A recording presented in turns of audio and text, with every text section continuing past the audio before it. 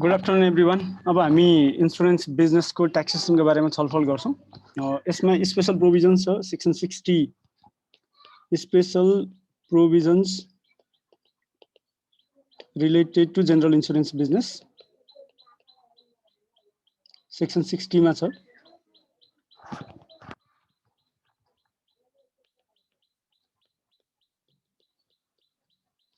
Section 60 मा र हामीहरूले पहिला पनि डिस्कसन के गरेका छौँ भन्दा जनरल इन्सुरेन्स बिजनेस भनेको चाहिँ insurance business other than investment insurance business हो।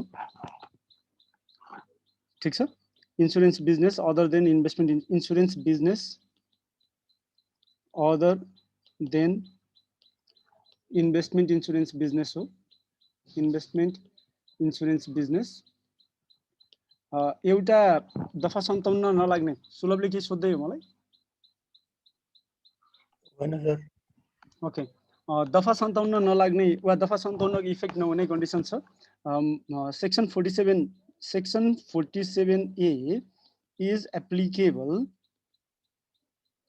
when there is merger or acquisition of two investment insurance business, two or more acquisition of two or more investment, sorry, two or more general insurance business।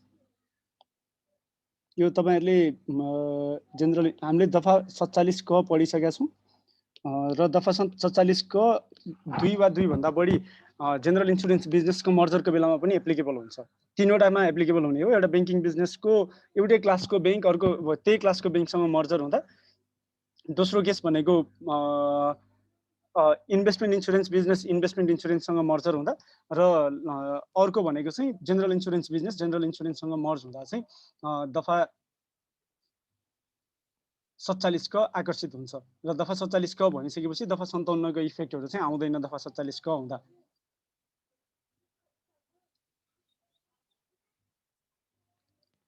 Section 60 मा के छ? पहिला general insurance बिजनेसको accounting कसरी हुन्छ तपाईहरुलाई थाहा होला। जनरल इन्सुरेन्स बिजनेसमा हामीले हेर्ने अकाउन्टिङ भनेको सकेसम्म ब्यालेन्स सिटलाई हामीहरुले हेर्दैनौं, हामीहरुले इन्कम स्टेटमेन्टलाई नै हेर्छौं। ट्याक्समा हेर्ने बेलामा अकाउन्टिङ गर्ने बेलामा के हुन्छ भने जनरल इन्सुरेन्स बिजनेसको अकाउन्टिङ गर्ने बेलामा ओके जनरल इन्सुरेन्स बिजनेसको अकाउन्टिङ गर्ने बेलामा के हुन्छ भने यहाँ हेरौँ है त। जस्तो हामीले सबभन्दा पहिला रेभेन्यू अकाउन्ट बनाउँछौँ। Revenue account for each insurance business त्यसपछि रेभेन्यू अकाउन्ट भनेको चाहिँ के हो भन्दा this is a trading account. जस्तो अब मरिन इन्सुरेन्स छ भने मरिन इन्सुरेन्सको छुट्टै ट्रेडिङ अकाउन्ट बन्यो, रेभेन्यू अकाउन्ट बन्यो। फायर इन्सुरेन्स छ भने फायरको, अर्थक्वेकसँग रिलेटेड इन्सुरेन्स छ भने अर्थक्वेकको, प्रत्येक इन्सुरेन्स प्रोडक्टको लागि चाहिँ छुट्टा छुट्टै रेभेन्यू अकाउन्ट बन्छ। प्रत्येक इन्सुरेन्सको प्रोडक्टको लागि छुट्टा छुट्टै रेभेन्यू अकाउन्ट बन्छ र यो रेभेन्यू अकाउन्ट बनिसकेपछि हामी के गर्छौँ भन्दा net income loss from revenue account is transferred to profit and loss account, transferred to statement of profit or loss। त्यो बाहेक certain revenue, certain income and expenses are directly charged to PL, म यो accounting पढाइरहेको छैन, मैले तपाईहरुलाई एसओपीएल हैन, तपाईहरुलाई मैले अकाउन्टिङ पढाइरहेको छैन, मैले जस्ट अकाउन्टिङमा यस्तो हुन्छ भनेर तपाईहरुलाई क्ल्यारिफाई मात्रै गरिरहेको छु वा रिकल गराइरहेको छु। किनकि हामीले इन्सुरेन्स बिजनेस जनरल इन्सुरेन्स बिजनेसको अकाउन्टिङ कसरी हुन्छ क्याप 2 आइपीसीसी वा क्याप 3 सीए फाइनलमा पढिसकेका छौँ, अकाउन्टिङ पनि गरिसकेका छौँ। कति त इन्सुरेन्स बिजनेसमै काम पनि गर्नुहुन्छ होला। भनिसकेपछि यसमा अरु सबै उयो नै हो। जस्तो इन्कम नै हो, एक्सपेन्सेस नै हुन्छ। जस्तो सेक्सन 7 अनुसार इन्कम आउँछ, एक्सपेन्सेस सेक्सन 13, 14, 21 अरु के छ सबै अनुसार आउँछ। सर्टेन कुराहरु छ। जस्तो हामीले रेभेन्यू अकाउन्ट हेर्यौं भने रेभेन्यू अकाउन्टमा फर एक्जाम्पल मैले रेभेन्यू अकाउन्ट बनाएँ भने यहाँ के गर्छु भन्दा net insurance premium, insurance premium income राख्छु, XXX अमाउन्ट आयो। र त्यसपछि म के गर्छु भन्दा by unexpired reserves of previous year, sorry unexpired, यो तपाईँले हेर्नुभयो भने unexpired risk reserve of previous year. अरू इन्कमहरू यहाँ आउँछ, अरू direct income related to that insurance product, direct income related to that product, insurance claim paid लगायत डाइरेक्ट एक्सपेन्सेस यसमा आउँछ। डाइरेक्ट एक्सपेन्सेस यो साइडमा आयो, त्यो प्रोडक्टसँग रिलेटेड टु द्याट प्रोडक्ट। र त्यसपछि हामी के गर्छौँ फाइनल्ली भने टु अनएक्सपायर्ड रिस्क रिजर्भ गर्छौँ, अनएक्सपायर्ड रिस्क रिजर्भ गर्छौँ।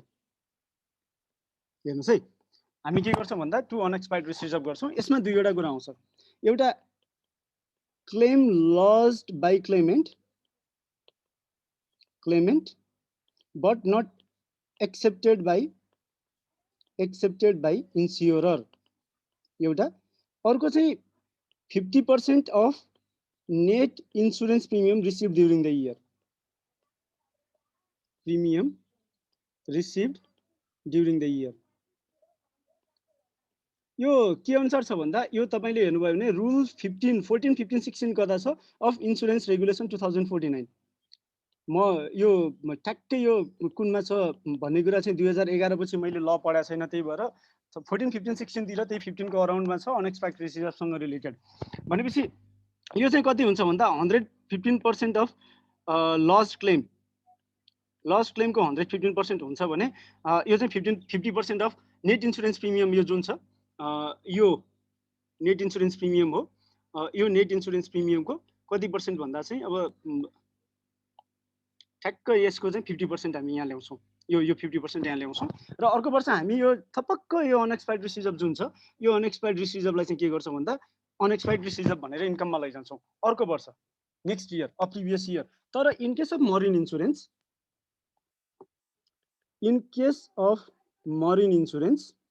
मरिन इन्सुरेन्सको केसमा चाहिँ हामी के गर्छौँ भने the unexpired reserve can be unexpired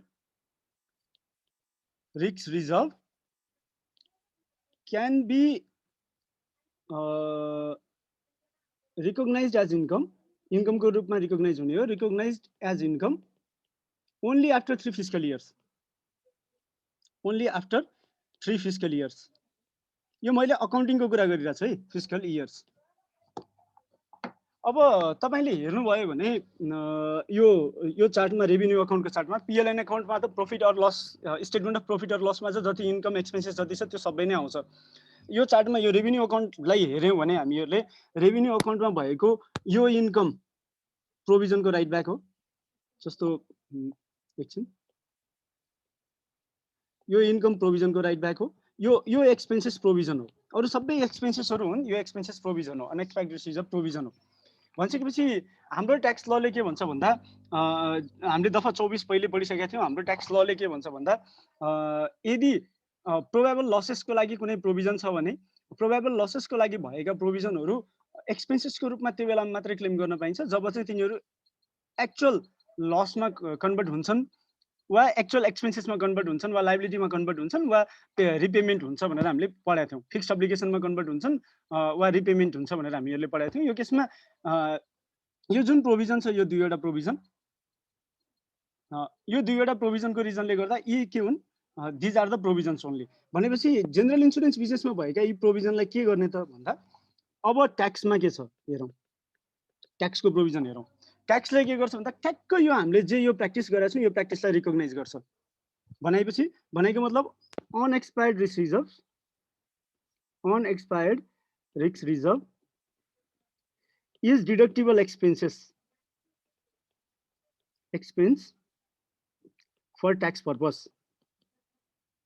कर प्रयोजनको लागि अनएक्सपायर्ड रिस्क रिजर्भ चाहिँ डिडक्टिबल एक्सपेन्सेस हो।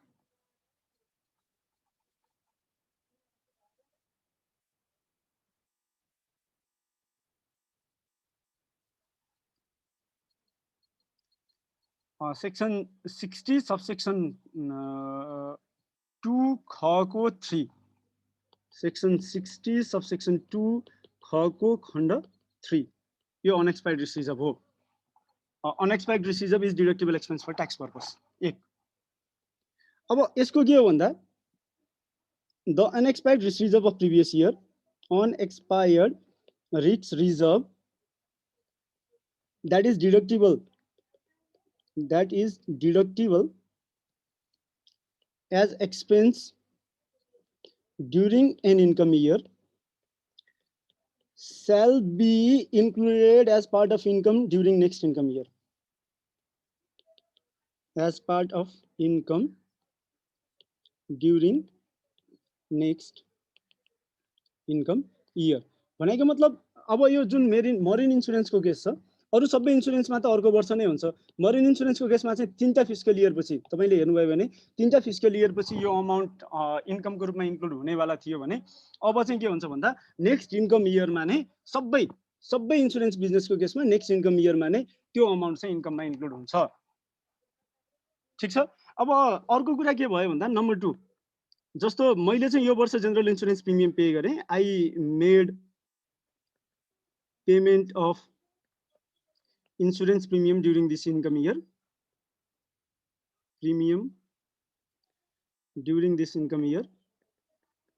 मानौ असाढमा असाढ 1 गते 2078 असाढ 1 देखि 2079 जेठ एन्ड सम्मको लागि इन्सुरेन्स गरे मैले र अब गएर मैले के गरे भन्दा I know require the insurance now भनेपछि मैले 2078 भदौ 1 देखि चाहिँ भाद्र 1 देखि इन्सुरेन्स गर्दिन भनेपछि मलाई अब भने मलाई अब प्रिमियम त फिर्ता दिन्छ। यो फिर्ता दिएको जुन प्रिमियम हुन्छ मलाई जस्तो इन्स्योर्डलाई फिर्ता दिएको प्रिमियम जुन हुन्छ इन्स्योर्डलाई फिर्ता दिने premium due to any reason है फिर्ता दिने प्रिमियम जुन वर्ष फिर्ता दिन्छ त्यही वर्ष एक्सपेन्सेस हो। जुन वर्ष फिर्ता गरिन्छ सोही वर्ष एक्सपेन्स हो। भनेपछि यो कहाँ छ भन्दा यो पनि सेक्सन 60 को सबसेक्सन 2 को ख को 1 मा छ। सबसेक्सन 2 को ख को 1 मा छ। यो भनेको मतलब हामीहरुले के बुझ्नु पर्यो भन्दा इन्सुरेन्स जनरल इन्सुरेन्स बिजनेसको केसमा एउटा केस बाहेक एउटा केस के हो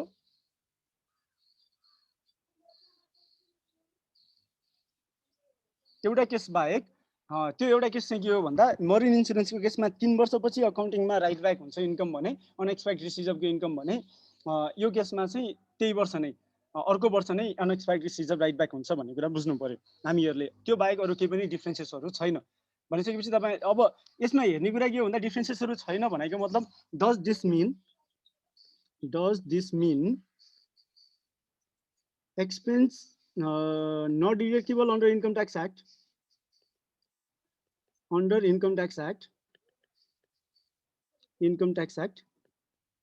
deductible as they appear in revenue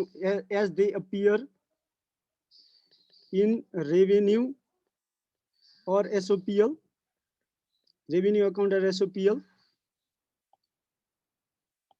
मैले भन्न खोजेको के हो भने एसओपीएल वा रेभिन्यू अकाउन्टमा देखिएकै आधारमा मैले सबै कन्ग्रुएन्ट हुन्छ एउटै हुन्छ भने पनि एसओपीएल वा रेभिन्यू अकाउन्टमा देखिएकै आधारमा त्यो जुन एक्सपेन्सेसहरु न डिडक्टेबल छ इन्कम ट्याक्स एक्ट अनुसार जस्तो पर्सनल नेचरको एक्सपेन्सेसहरु होला त्यसपछि आएर डिभिडेन्ड डिस्ट्रिब्युसन अफ प्रॉफिट होला त्यसपछि आएर क्याश पेमेन्ट अफ ₹50,000 होला ती कुराहरु डिडक्टेबल हुन्छ कि हुँदैन भनिसकेपछि to the extent income tax एक्टले रेभिन्यू अकाउन्टमा देखिएका एक्सपेन्सेसलाई डिडक्टेबल मान्छ to the extent income tax एक्टले एसओपीएल मा देखिएका एक्सपेन्सेसलाई डिडक्टेबल मान्छ त्यो डिडक्टेबल हो। नभए रेभिन्यू अकाउन्टमा भएका अनएक्सपेक्टेड रिसिजब पनि एक्सपेन्स भयो र अनएक्सपेक्टेड रिसिजबको राइट ब्याक पनि इन्कम भयो। मरिन इन्सुरेन्सको केसमा हामीले ध्यान दिनुपर्ने कुरा छ। नबुझेको कुरा केही छ यसमा? कसैसँग केही क्वेशन छ?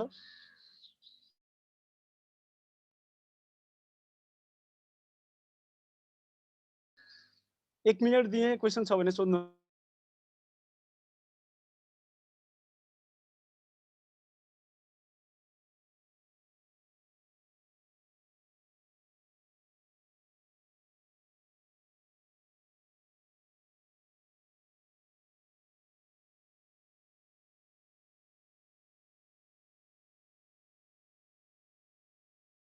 छैन, क्वेसन छैन जस्तो छ।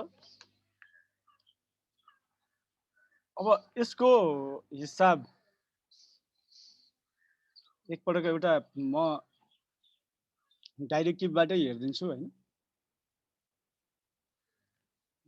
के हो यो? बैंकिङ वा बीमा व्यवसाय सम्बन्धी विशेष व्यवस्था।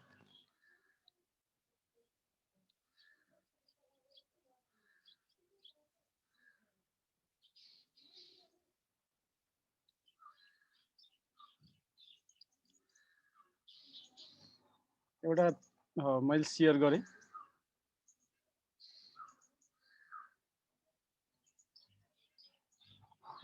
उदाहरण नम्बर 19.3.1 छ, यसमा हेरौँ। मानव नेपाल बीमा कम्पनी लिमिटेड,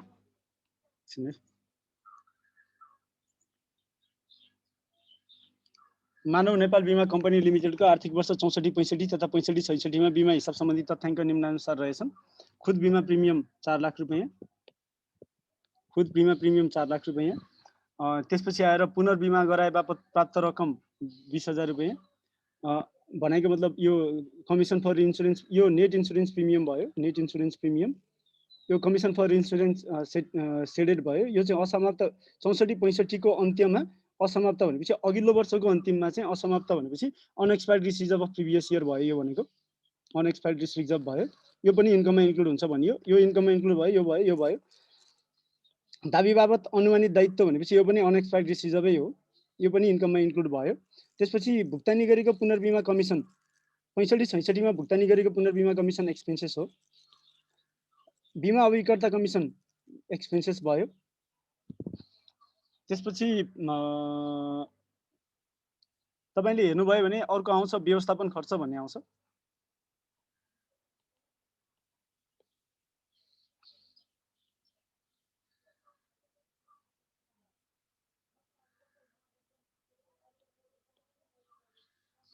अर्को आउँछ व्यवस्थापन खर्च भन्ने आउँछ। म्यानेजमेन्ट एक्सपेन्सेस पनि, म्यानेजमेन्ट एक्सपेन्सेसको इन्डिभिजुअल आइटमलाई तपाईहरुले के गर्नु पर्यो भन्दा चेक गर्नु पर्यो। इन्डिभिजुअल आइटममा कुन डिडक्टिबल हो, कुन डिडक्टिबल हैन आइडेन्टिफाई गर्नु पर्यो र त्यसको आधारमा 1 लाख रुपैयाँ एक्सपेन्सेस सबै नै छ भन्ने मानौ पाइयो। दाबी भुक्तानी भनेपछि इन्स्योरेन्स क्लेम पे गरेको एक्सपेन्सेस भयो। बीमा दाबी प्राप्त तर निर्गोल नभइसकेको दाबी भनेपछि यो चाहिँ अनएक्सपायर्ड रिसिजर्भमा जाने। यसको 115% जस्तो कि यसको 115% अमाउन्ट चाहिँ तपाईले अनएक्सपायर्ड रिसिजर्भमा पठाउनु पर्छ। लगानीमा प्राप्त ब्याज इन्कम भयो। दाबी योग्य राशि रकम एक्सपेन्सेस भयो र विविध आम्दानी पनि के भयो, इन्कम भयो। र साइड बाइ साइड टपमा जाउँ हामी। जुन चाहिँ यो खुद बीमा प्रिमियम छ, यो खुद बीमा प्रिमियमको 50% चाहिँ अनएक्सपायर्ड रिसिजर्भ भनेर एक्सपेन्सेसको रूपमा देखाउनु पर्यो। भनिसकेपछि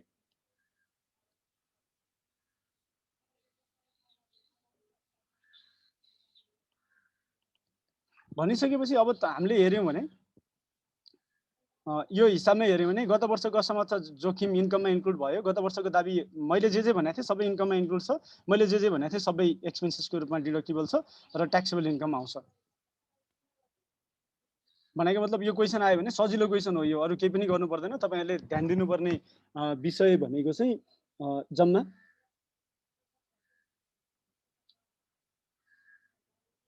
ध्यान दिनुपर्ने विषय भनेको चाहिँ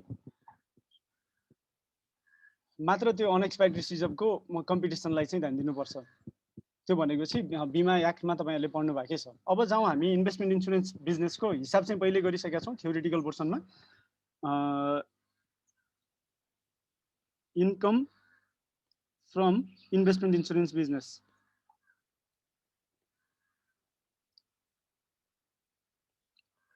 यो सेपरेट पर्सन कन्सेप्ट जुन छ हाम्रो सेक्सन 11 मा पनि हामीहरुले कुरा गरेका थियौं। दफा 11 को मल्टिपल प्रोभिजन लाग्ने एउटै व्यक्तिका मल्टिपल बिजनेसेसहरु छन् भने प्रत्येक बिजनेस सेपरेट पर्सनले इन्कम जेनेरेट गरेछ र मानेर ट्रिट गर्नुपर्छ भनेर हामीहरुले कुरा गरेका थियौं सेक्सन 11 को केसमा। त्यस्तै सेक्सन 59 मा पनि हामीहरूले के कुरा गर्यौँ भन्दा ब्याङ्किङ बिजनेस यदि कुनै व्यक्तिले ब्याङ्किङ बिजनेस र अरू कुनै बिजनेसलाई सँगै क्यारी आउट गरिरहेछ भने ब्याङ्किङ बिजनेस सेपरेट पर्सनले क्यारी आउट गरे सरह मानेर ट्याक्स लगाउनुपर्छ भन्ने हामीहरूले डिस्कसन गरेका थियौँ। अर्को त्यसपछि अर्को केस भनेको चाहिँ हामीहरूले के कुरा गरेका थियौँ भन्दा यदि कुनै व्यक्तिले इन्भेस्टमेन्ट इन्सुरेन्स बिजनेस र सँगै अर्को कुनै इन्सुरेन्स बिजनेस गरिरहेछ भने ट्याक्स पर्पजको लागि इन्भेस्टमेन्ट इन्सुरेन्स बिजनेसलाई सेपरेट पर्सनले इन्कम जेनेरेट गरेर सरह मानेर ट्याक्स लगाउनुपर्छ। जेनरल इन्सुरेन्स बिजनेस पनि त्यही नै हो, छुट्टै व्यक्तिले गरे सरह मानेर जेनरल इन्सुरेन्स बिजनेसको मात्रै छुट्टै व्यक्तिले त्यो बिजनेस गरे सरह मानेर ट्याक्स लगाउनुपर्छ। र फाइनल्ली अर्को चाहिँ रिटायरमेन्ट को कुरा छ, रिटायरमेन्ट बेनिफिटको रिटायरमेन्ट फन्डको कुरा छ। रिटायरमेन्ट फन्डको केसमा पनि सेपरेट पर्सनले इन्कम जेनेरेट गरे सरह मानेर चाहिँ ट्याक्स लगाउनुपर्छ। भनेपछि सेपरेट पर्सन कन्सेप्ट लगभग यी प्रोभिजनहरूमा छन् मलाई याद भएसम्म होइन। यदि अरू कुनै रहेछ भने म भोलि वा अर्को क्लासमा तपाईँलाई भन्न सक्छु। अब इन्भेस्टमेन्ट इन्सुरेन्स बिजनेसको केसमा हामीहरूले हेऱ्यौँ भने अलिकति फरक छ यसमा, क्यालकुलेसनको तरिका नै पनि फरक छ र इन्भेस्टमेन्ट इन्सुरेन्स बिजनेसको हिसाब गर्ने तरिका पनि फरक छ। यसमा चाहिँ के हो भन्दा कोर इन्सुरेन्स बिजनेससँग रिलेटेड इन्कम र एक्सपेन्सेस, कोर इन्सुरेन्स बिजनेससँग रिलेटेड इन्कम र expense taxable income or expenses कम्प्युटेसनमा इन्क्लुड हुँदैन। ट्याक्सेबल इन्कम अर एक्सपेन्स कम्प्युटेसनमा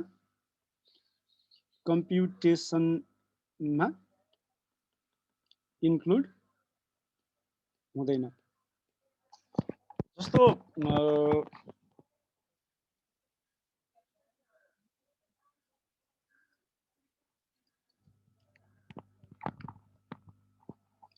के इन्क्लुड हुँदैन, नट टु बी इन्क्लुडेड है। यो not to be included, include नहुने के हो त भन्दा नम्बर 1 इन्कममा इन्क्लुड नहुने insurance premium received,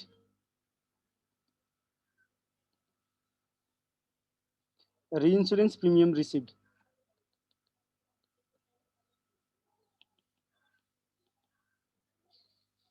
insurance premium received, reinsurance premium received, any amount received in connection to reinsurance, guarantee, security or compensation। यो सँग रिलेटेड जुनसुकै अमाउन्ट रिसिभ भए पनि ती अमाउन्टहरू इन्कम कम्पिटिसनमा इन्क्लुड हुँदैनन्।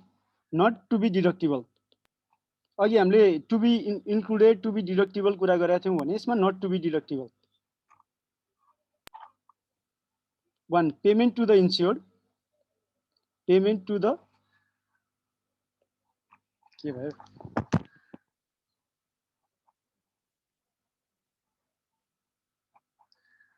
सुनिरहनु भएको छ sir? Okay, screen sharing off भएर छ, ठिकै छ, मैले के गरेँ होला।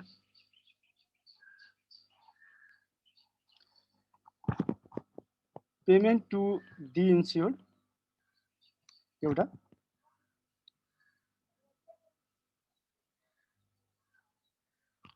any premium refunded to insured भनेपछि इन्स्योर्डलाई कुनै प्रिमियमको अमाउन्टलाई रिफन्ड गरिएको छ भने त्यो एक्सपेन्सेसको रूपमा क्लेम गर्न पाइँदैन र कुनै कम्पेन्सेसन दिएको छ भने त्यसलाई पनि हामीले एक्सपेन्सेसको रूपमा डिडक्ट गर्न पाइँदैन। भनेको मतलब अब के चाहिँ एक्सपेन्सेसको रूपमा डिडक्ट के चाहिँ इन्कममा इन्क्लुड हुन्छ भन्दा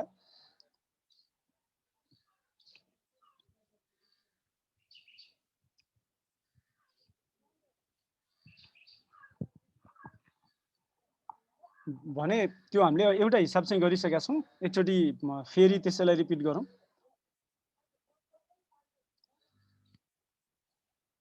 म यता सेयर गर्छु, हामीले पहिल्यै हिसाब चाहिँ गरिसकेका छौँ है। ओके,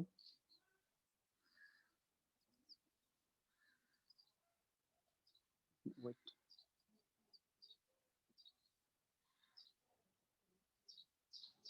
हामीले यो डिस्कसन गरेका थियौँ, हिसाब गरेका थियौँ, थ्योरी चाहिँ पढ्न बाँकी छ भन्ने आएको भएर मैले आज थ्योरी चाहिँ तपाईँहरूलाई पढाएँ। Safeguard Life Insurance Company Limited is an entity involved in investment insurance business. The company had following transaction: insurance premium receipt छ, यो इन्कममा इन्क्लुड हुँदैन भनेर हामीहरूले कुरा गर्यौँ। यो इन्कममा इन्क्लुड हुँदैन भनेर हामीहरूले कुरा गर्यौँ। Sum insured of insurance policy, यो पनि इन्कममा इन्क्लुड हुँदैन। Commission paid against reinsurance taken expenses हो यो। Commission received against reinsurance done income हो यो। Interest income on investment income हो। अदर मिसलिनियस इन्कम हो। Amounts paid against policy surrender by policy holder we had paid ₹5 lakh premium against it, income पनि होइन, expenses पनि होइन। Amount paid to dependent of a policy holder on his death, यो पनि expenses होइन। Amount including bonus paid and maturity of policy against which a total premium of ₹300,000 was received, यो पनि expense होइन। कमिसन एक्सपेन्स एक्सपेन्स हो। Management expense expense हो। Medical fee expense हो र अलाउएबल डिप्रिसिएसन एक्सपेन्सेस हो। यदि भइसकेपछि हामीहरूले के गर्यौँ भने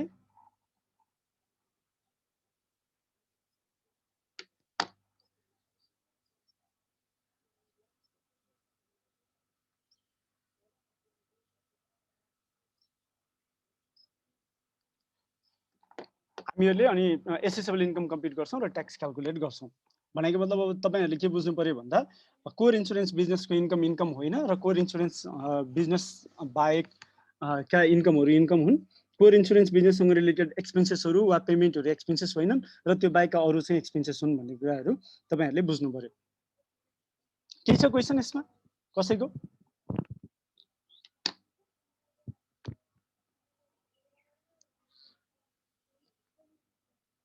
केही छ क्वेसन? क्वेसन छ भने सोध्नु होला है, कृपया नडराइकन। उर्मिला के छ क्वेसन? छैन सर। बुझेको हो सबै? बुझिरहेको छु। जो जुन 5 हो नि त, जुन भनेको चाहिँ जुन 5 जुन 6 जुन 6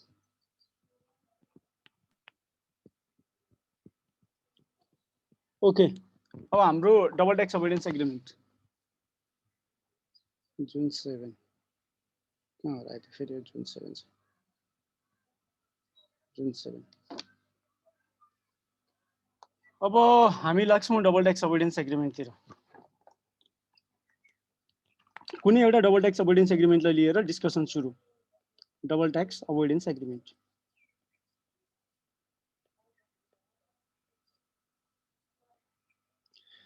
डबल ट्याक्स अभोइडेन्स एग्रिमेन्टको कम्पेरिटिभ कुरा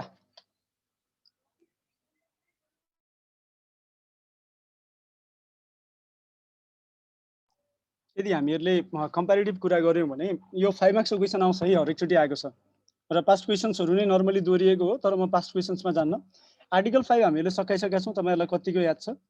article 5 permanent establishment. Permanent establishment पढ्दा नै यो आर्टिकल 5 लाई चाहिँ हामीहरूले सकाइसकेका छौँ। त्यस कारणले गर्दा एकचोटि सर र हामी हेर्छौँ, धेरै एक्सप्लानेसनमा जाँदैनौँ। र डबल ट्याक्स अभोइडेन्स एग्रिमेन्टमा 28, 29, 30वटा जति आर्टिकलहरू हुन्छन्। यसले के गर्छ भन्दा दुईवटा देशको रेसिडेन्टलाई कुन देशमा कर लगाउने निर्केल गर्छ। आर्टिकल 4 पनि हामीहरूले पढिसकेका छौँ। आर्टिकल 4 त एकदम डिटेलमा पढाएको छौँ रेसिडेन्सियल स्टेटस पढ्ने बेलामा, कुन देशको रेसिडेन्सियल स्टेटसको केसमा कुन देशको रेसिडेन्ट हो भन्ने कुरालाई। यसमा पनि हामी फर्दर डिस्कसन गर्दैनौँ। दुईटा आर्टिकल 5 र आर्टिकल 4 हामीहरूले कुरा गरिसकेका छौँ भने ती बाहेकका अरू आर्टिकलहरू पनि त्यस्तो गाह्रो छैन, तर हरेक कन्ट्रीसँगको डिटिए फरक भएको रिजनले गर्दा फरक भएका कुराहरू चाहिँ तपाईँहरूले डिटेलमा हेर्नु नै पर्ने हुन्छ। म कुनै एउटा डिटिएलाई, इन्डियासँगको डिटिएलाई लिएर डिस्कसन गर्छु र कम्पेरिटिभलाई हामी फर्दर डिस्कसन पनि गर्छौँ। म होइन, तर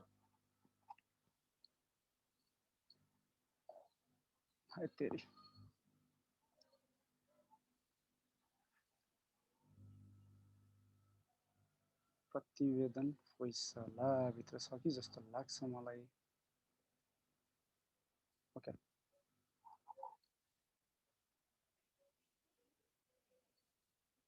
नर्वे भारत, गणतन्त्र भारत।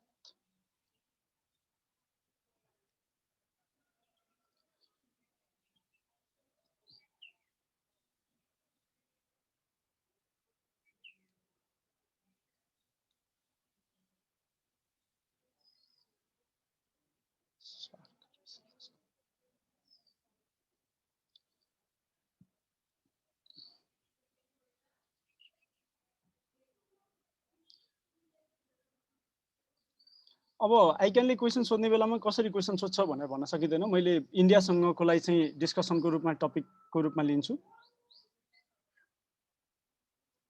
ठिक छ, इन्डियासँगको लागि म डिस्कसनको टपिकको रूपमा लिन्छु। आर्टिकल 1 मा पर्सन कभर्ड भनेको छ र नर्मल्ली सबै कन्ट्रीसँगको डिटिएमा पर्सन कभर्ड चाहिँ दुवै देशको वा कुनै एउटा देशको कन्ट्र्याक्टिङ कुनै एउटा देशको रेसिडेन्टलाई हुन्छ, रेसिडेन्टलाई कभर गर्ने गरेर हुन्छ। डबल ट्याक्स अभोइडेन्स एग्रिमेन्टमा कुनै एउटा देशको वा दुवै देशको रेसिडेन्टलाई कभर गर्ने गरेर हुन्छ, अर्थात् सिटिजनलाई होइन रेसिडेन्टलाई कभर गरिन्छ। तपाईँहरूले एकदमै ध्यानमा राख्नुपर्ने कुरा के हो भन्दा double tax avoidance agreement is constitute to favour the residents of the country, not the citizens of the country. फेरि पनि भने मैले सिटिजनलाई होइन रेसिडेन्टलाई फेभर गर्नको लागि कुन रेसिडेन्टलाई कुनै एउटा देशमा मात्रै कर लगाउनको लागि डबल ट्याक्स अभोइडेन्स एग्रिमेन्ट गरिन्छ। दुवै देशमा कर लाग्ने सिचुएसनबाट बचाउनको लागि र दुवै देशमा कर लाग्छ भने अर्को देशमा ट्याक्स क्रेडिटको मेकानिजमबाट कर अर्को देशमा तिरेको करलाई घटाउनको लागि गरिएका हुन्छन्। भनेपछि त्यो कुरा तपाईँहरूले ख्याल गर्नु पर्यो। पर्सन्स कभर्ड भनेपछि आर्टिकल 1 भनेको पर्सन कभर्ड हो, आर्टिकल 1 भनेको पर्सन कभर्ड हो र नर्मल्ली युजुअली सबै डिटिएमा के हुन्छ भने persons covered are resident of either of the contracting state. यहाँ के हुन्छ भन्दा नर्मल्ली डिटिएमा युज हुने वर्ड तपाईँहरूलाई पढ्ने तरिका पनि सिकाइदिउँ। एउटा अ कन्ट्र्याक्टिङ स्टेट भन्ने वर्ड युज हुन्छ, कन्ट्र्याक्टिङ स्टेट, र अर्को द अदर कन्ट्र्याक्टिङ स्टेट भन्ने, द अदर कन्ट्र्याक्टिङ स्टेट। देशको नाम हुँदैन, अ कन्ट्र्याक्टिङ स्टेट र द अदर कन्ट्र्याक्टिङ स्टेट भन्ने वर्ड युज हुन्छ। यो अ कन्ट्र्याक्टिङ स्टेट भनेको चाहिँ नेपाल भएर हामीले पढिरहेछौँ भने a contracting state is Nepal. Nepal र इन्डियाको डिटिएमा नेपाल बनाएर पढिरहेछौँ, नेपाल र इन्डियाको बिचमा के हुन्छ भनेर पढिरहेछौँ। नेपालको बिएफबाट हामीले डिटिएको इन्टरप्रिटेसन गरिरहेछौँ भने a contracting state is Nepal र अदर कन्ट्र्याक्टिङ स्टेट त्यो बेलामा के बुझ्नुपर्छ तपाईँले भन्दा इन्डिया बुझ्नुपर्छ।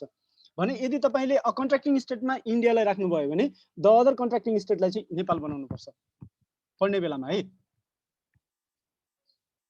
कोही आएर मैले हटाएको त छैन नि भनिसकेपछि दोस्रो कुरा चाहिँ यो भयो। यो अ कन्ट्र्याक्टिङ स्टेट र द अदर कन्ट्र्याक्टिङ स्टेटलाई तपाईँले हेर्नु पर्यो। त्यसपछि आर्टिकल 2 हुन्छ डिटिएमा, article 2 double tax avoidance एग्रिमेन्टमा article 2 हुन्छ। कुन इन्कममा ट्याक्स लगाउने, कुन ट्याक्सलाई चाहिँ कस्तो ट्याक्सलाई चाहिँ डिटिएले कभर गर्ने भन्ने कुरा हुन्छ। डिटिएले नर्मली इन्कम ट्याक्सलाई कभर गर्छ। इन्कम ट्याक्सलाई जुनसुकै नाममा जुनसुकै पोलिटिकल सब डिभिजनले लगाएको होस्, इन्कम ट्याक्स हो भने इन्कम ट्याक्सलाई कभर गर्छ। र प्रत्येक उसमा यो अलि फरक छ है। जस्तो इन्डियामा चाहिँ this agreement shall apply to taxes on income imposed on behalf of a contracting state or of its political subdivisions or political authorities irrespective of the manner in which they are levied भनेर भनेको छ। भनेको मतलब income ट्याक्समा लाग्यो। There shall be regarded as taxes as income. इन्कममा tax भनेको के हो भन्दा all taxes imposed on total income or on elements of income including taxes on gain from alienation of movable or immovable property and taxes on the total amounts of wages or salaries paid by the enterprises। भनेको मतलब capital gain ट्याक्सलाई पनि, wages र स्यालेरीको ट्याक्सलाई पनि र pure corporate ट्याक्सलाई पनि double tax avoidance एग्रिमेन्टले समात्यो है। तपाईँले हेर्नुभयो भने एउटा चाहिँ कुन ट्याक्सलाई भनेको छ भन्दा number 1 on total income or component of income or on elements of income भनेको छ। एलिमेन्ट्स अफ इन्कम भनेको छ। तपाईँले डिटिए हेर्नुभयो भने इन्क्लुडिङ के भनेको छ भन्दा इन्क्लुडिङ है, इन्क्लुडिङ के भनेको छ भन्दा taxes on gain from the alienation of movable और इमुभेबल प्रोपर्टी। क्यापिटल गेन भने है यो, मुभेबल और immovable property. B taxes on wages और स्यालेरी। अब वेजेस र स्यालेरीलाई ट्याक्स लगाउनलाई छुट्टै ल बनाएको होला, क्यापिटल गेनमा ट्याक्स लगाउनलाई छुट्टै ल बनाएको होला। यदि छुट्टा छुट्टै लबाट क्यापिटल गेनमा ट्याक्स लगाएको छ भने वा वेजेस और स्यालेरीमा ट्याक्स लगाएको छ भने पनि यिनीहरूको ट्याक्सेसन जुन छ त्यो ट्याक्सेसन चाहिँ इन्कम ट्याक्स नै हो भनेर भने। नेपालको सन्दर्भमा इन्कम ट्याक्स एक्ट 2058 र इन्डियाको सम्बन्धमा चाहिँ इन्डियाको इन्कम ट्याक्स एक्ट त्यसमा लाग्ने सरचार्ज पनि कभर हुन्छ भनेर भनेको छ। र फाइनल्ली द एग्रिमेन्ट अब अहिले पो इन्कम ट्याक्स एक्ट 2058 छ त, फर्दर गएर इन्कम ट्याक्स एक्ट 2058 लाई सब्स्टिट्युट गर्ने गरेर नेपालले इन्कम ट्याक्स कोड निकाल्यो भने के गर्ने त भन्दा the agreement shall apply also to any identical or substantially similar taxes that are imposed after the date of signature of the agreement in addition to or in place of the existing taxes. भनेको मतलब इन्डियाको income tax act 1961 change भएर income tax code 2014 जुन propose छ त्यो apply भयो भने त्यो बेलामा अब हामीले यहाँ इन्डियन इन्कम ट्याक्स एक्ट जुन 1961 मा यो डबल ट्याक्स अभोइडेन्स एग्रिमेन्ट लाग्ने भनेर भनेका छौँ, अब त्यो रिप्लेस भएर जुन ट्याक्स लले रिप्लेस गर्यो त्यही लमा चाहिँ डबल ट्याक्स अभोइडेन्स एग्रिमेन्ट लाग्छ भनेपछि त्यही ललाई इन्टरप्रेट गर्नको लागि डबल ट्याक्स अभोइडेन्स एग्रिमेन्ट लाग्छ। र यदि कुनै पनि लमा सिग्निफिकेन्ट चेन्जेस छ भने competent authorities of contracting state shall notify भनेको मतलब अब अर्को सिग्निफिकेन्ट प्ले चाहिँ के आउँछ भन्दा कम्पिटेन्ट अघि हामीले के भनेको थियौँ कन्ट्र्याक्टिङ स्टेट र अदर कन्ट्र्याक्टिङ स्टेट भनेको थियौँ, तपाईँले हेर्नुभयो भने अब अर्को सिग्निफिकेन्ट पार्ट चाहिँ कम्पिटेन्ट अथोरिटीको आउँछ। कम्पिटेन्ट अथोरिटी ट्याक्स लमा यो कुन बेलामा आउँछ भन्दा चाहिँ एक्सचेन्ज अफ इन्फर्मेसनमा चाहिँ कम्पिटेन्ट अथोरिटीको काम आउँछ। Exchange of information and dispute रिजोल्युसनमा सूचना आदान प्रदान कहाँबाट गर्ने हो, कम्पिटेन्ट अथोरिटीमा गर्ने हो, र डिस्प्युट रिजोल्युसनको लागि मुद्दा कहाँ हाल्ने हो भन्दा कम्पिटेन्ट अथोरिटीमा गएर हाल्ने हो। भनेको मतलब कुनै इन्डियन पार्टीले चाहिँ नेपालले उनीहरूलाई डबल ट्याक्स अभोइडेन्स एग्रिमेन्ट अनुसारको बेनिफिट दिएन भनेर भन्छ भने त्यस्तो अवस्थामा अब कहाँ जाने हो उजुरी हाल्नलाई भन्दा कम्पिटेन्ट अथोरिटी अफ इन्डियामा जाने हो। र त्यो कम्पिटेन्ट अथोरिटी अफ इन्डियाले नेपालको कम्पिटेन्ट अथोरिटीलाई मेरो फलानो पार्टीलाई डबल ट्याक्स अभोइडेन्स एग्रिमेन्टको फलानो आर्टिकल अनुसार तपाईँले सुविधा दिनु भएन भनेर चिठी लेख्छ। भनेको मतलब अब मुद्दा मामिला गर्नलाई कहाँ जाने हो, कम्पिटेन्ट अथोरिटीमा जाने हो। र भनिसकेपछि कम्पिटेन्ट अथोरिटीको डेफिनेसन चाहिँ फर दिस पर्पस कहाँ गएर मुद्दा हाल्ने भन्नको लागि चाहिँ कम्पिटेन्ट अथोरिटीको डेफिनेसन धेरै नै महत्त्वपूर्ण हुन्छ। नेपाल भनेको के हो, इन्डिया भनेको के हो, पर्सन भनेको के हो, कम्पनी भनेको के हो, इन्टरनेसनल ट्राफिक भनेको के हो, कम्पिटेन्ट अथोरिटी भनेको के हो, नेसनल भनेको के हो, ट्याक्स भनेको के हो, फिस्कल इयर भनेको के हो लगायतका टर्म्सहरूको डेफिनेसन चाहिँ आर्टिकल 3 मा आउँछ। आर्टिकल 3 मा डेफिनेसन्सहरू छ। आर्टिकल 3 मा डेफिनेसन्सहरू छ। र यो कम्पिटेन्ट अथोरिटी चाहिँ जस्तो नेपालको केसमा मिनिस्ट्री अफ फाइनान्स भनेको छ, यो पार्टिकुलर डिटिएले है, यो पार्टिकुलर डिटिएले मैले सबैले भनेको छैन, यो पार्टिकुलर डिटिएले चाहिँ नेपालको केसमा मिनिस्ट्री अफ फाइनान्स भनेको छ, इन्डियाको केसमा ministry of finance of India भनेर भनेको छ वा त्यसको अथराइज रिप्रेजेन्टेटिभ भनेको छ। तर कतै चाहिँ आइआरडीलाई पनि कम्पिटेन्ट अथोरिटी बनाइदिएको हुनसक्छ वा भनौँ आइआरडीलाई मात्रै नभएर इन्डियाको रेभिन्यू अथोरिटीलाई कम्पिटेन्ट अथोरिटी बनाइदिएको हुनसक्छ। केही छ अहिलेसम्म केही क्वेसन छ भने सोध्नु, 1 मिनेटको टाइम दिएँ तपाईँहरूलाई।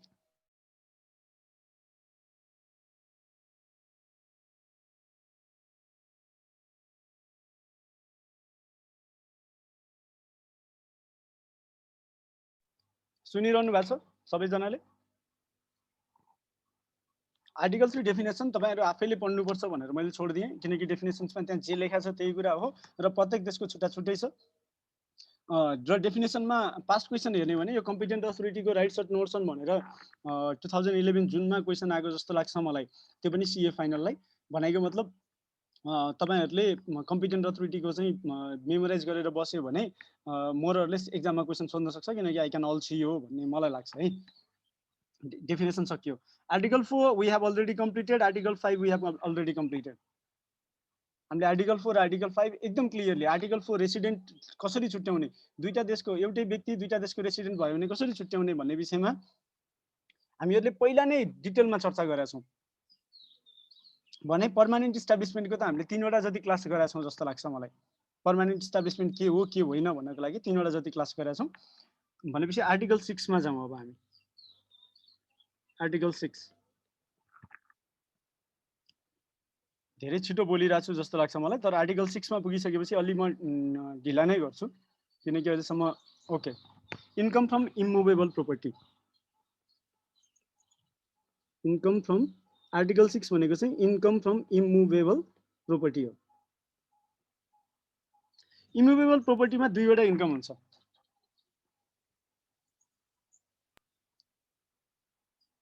एउटा क्यापिटल गेन, अर्को नर्मली त्यसमा आउने उसुफ्रुक्टहरू।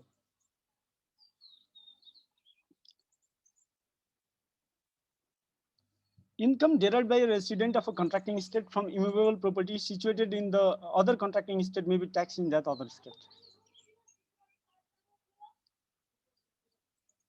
जस्तो ट्याक्स कसले लगाउने भन्ने कुरा डबल ट्याक्स अभोइडेन्स एग्रिमेन्टको जति पनि उद्देश्य छ यो कुन देशले कर लगाउने भन्ने कुरा आउँछ। स्पेसिफिकली यो देशले कर लगाउने भन्यो भने त्यो देशले मात्रै कर लगाउँछ। अर्को देशले पनि कर लगाउन सक्ने भन्यो भने दुवै देशले कर लगाउन सक्छ। हेर्नुहोस् है, तपाईँले के बुझ्नु पर्यो भन्दा जस्तो युज हुने भाषा, अर्को भाषा मैले के भन्छु भन्दा रेसिडेन्ट अफ नेपालले कमाएको आम्दानीमा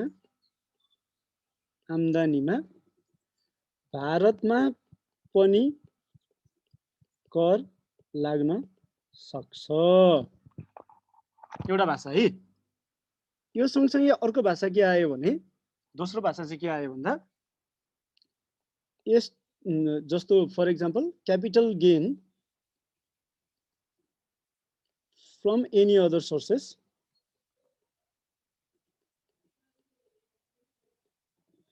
shall only be taxed in the country where the person is resident.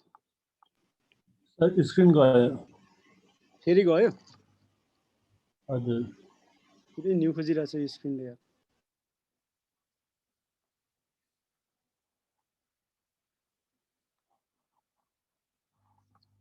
के आयो फेरि? एउटा स्क्रिन अब आयो? ल यो दुईटा ल्याङ्ग्वेज हो। आएन आएन ह्याङ भयो।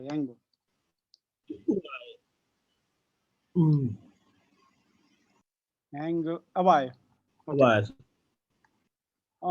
यो ल्याङ्ग्वेज हेरौँ है। नेपालको रेसिडेन्टले कमाएको आम्दानीमा भारतमा पनि कर लाग्न सक्छ भनेको अर्थ के हो? रचनाजी भन्न सक्नुहुन्छ? भनेको दुवै कन्ट्रीमा लाग्न सक्छ भनेको।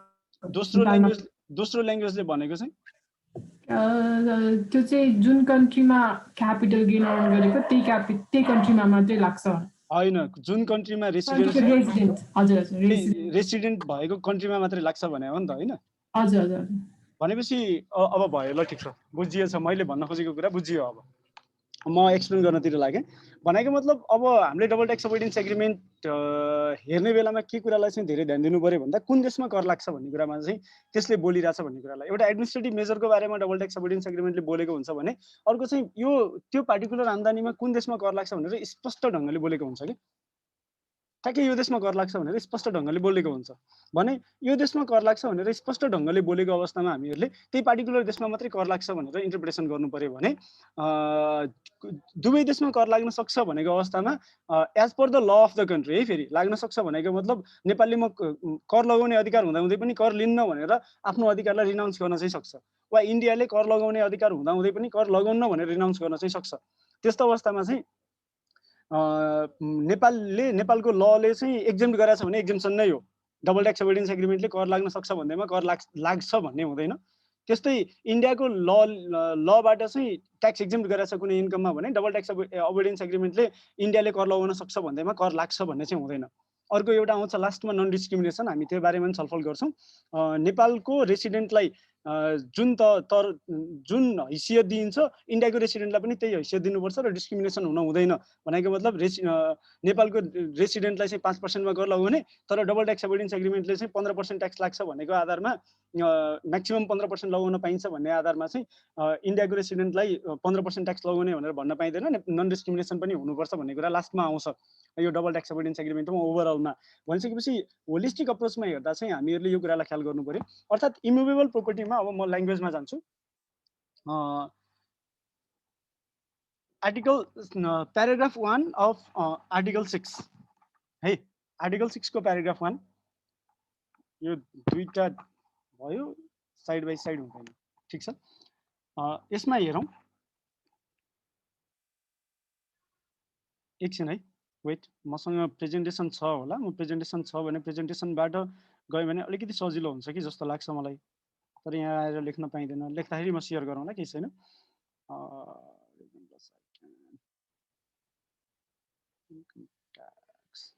ओके,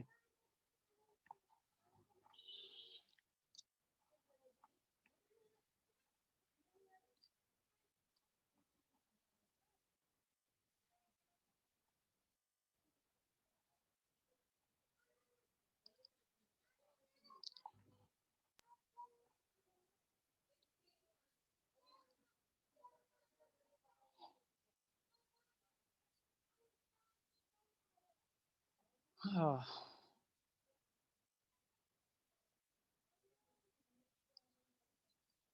पर्मानेन्ट इस्टाब्लिसमेन्ट पनि कुरा गरिसक्या हो। अब हामी इन्कम फ्रम इमुभेबल प्रोपर्टीमा छौँ।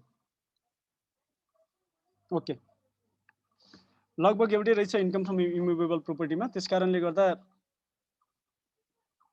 यसमा मैले फर्दर डिस्कसन गरिरहन जरुरी, मतलब त्यो कम्प्यारिटिभमा जान जरुरी मलाई लागेन। म यतैबाट सेयर गर्छु।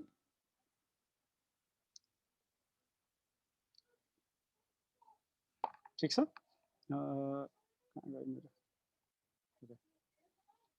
इन्कम डेराइभ बाई हो, जस्तो प्याराग्राफ 1 ले के भन्छ भन्दा चाहिँ income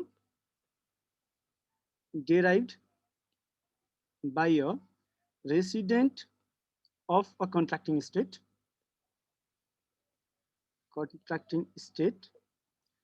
from immovable property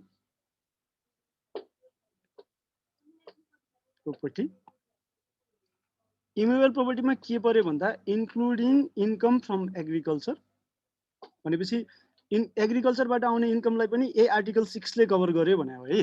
or forestry article 7 मा जाने हैन, आर्टिकल 6 ले नै कभर गर्यो भनेर भने situated in the other contracting state may be taxed in that other state. तपाईले हेर्नुभयो भने यसलाई सिम्प्लिफाई गरौँ। सिम्प्लिफाई के गरौँ भन्दा income derive by resident of Nepal from immovable property situated in India may be taxed in India. 22 वर्ष गर्न सकिन्छ यसलाई। भनेको मतलब यसले के भन्यो भन्दा चाहिँ नेपालको रेसिडेन्टले इन्डियामा भएको इमुभेबल प्रोपर्टीबाट एग्रिकल्चर इन्कम र फरेस्ट्री पनि त्यो इमुभेबल प्रोपर्टीको इन्कममा गएर जोडियो। फरेस्ट्रीबाट आउने इन्कम पनि इमुभेबल प्रोपर्टीमा जोडियो। इन्कम जेनेरेट गर्यो भने यसको ट्याक्स चाहिँ इन्डियामा पनि हुन सक्छ। भनेको मतलब हामीले कन्क्लुजन के निकाल्छौँ? आवर कन्क्लुजन इज,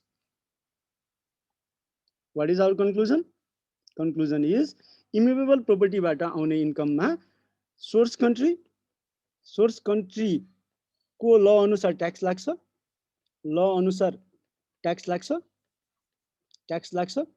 र कन्ट्री अफ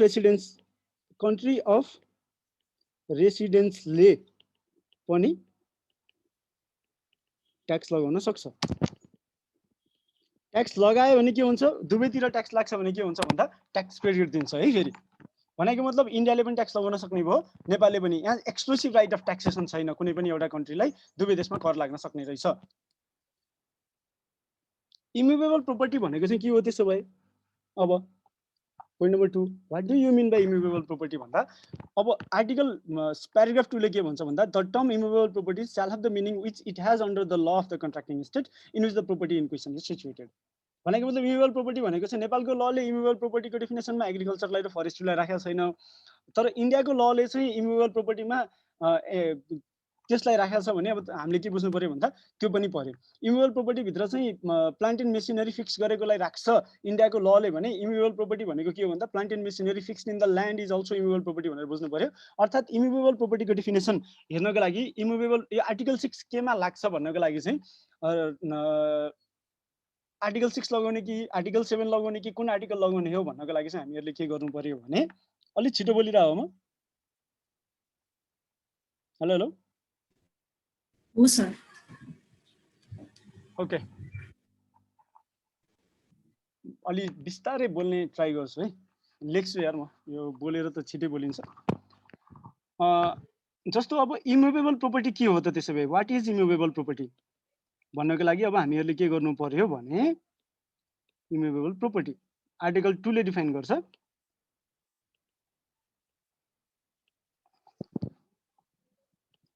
इमुभेबल प्रोपर्टी के हो भन्नको लागि चाहिँ we must borrow the definition of immovable property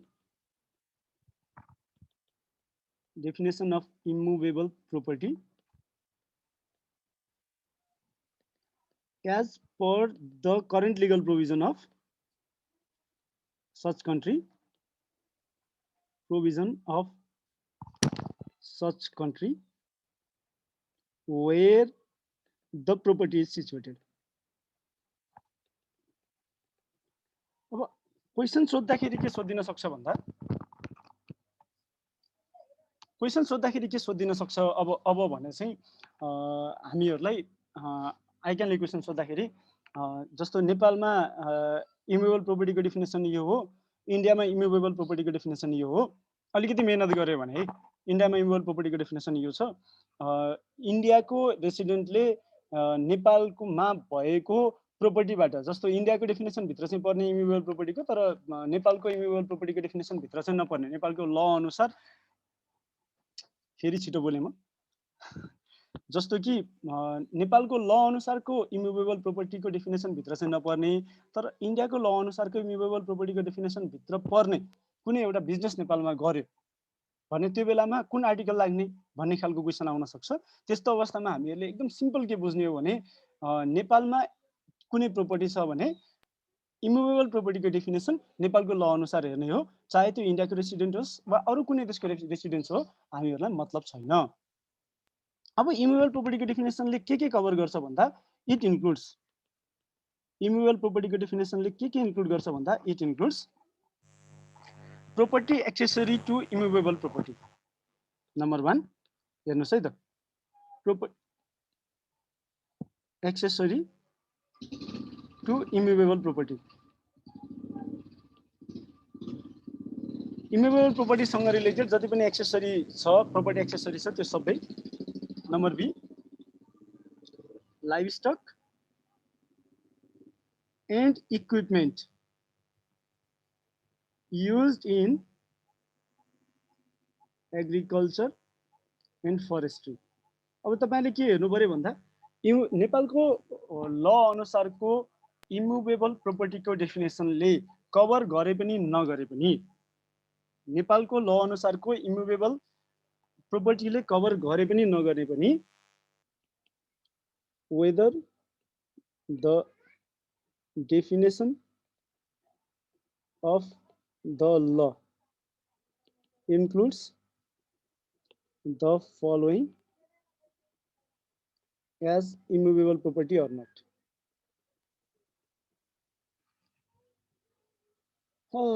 यसलाई अलि मिलाएर लेख्नु पर्यो।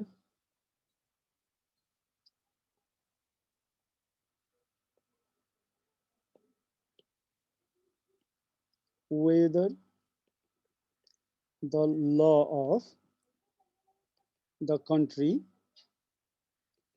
includes the following as immovable property or not।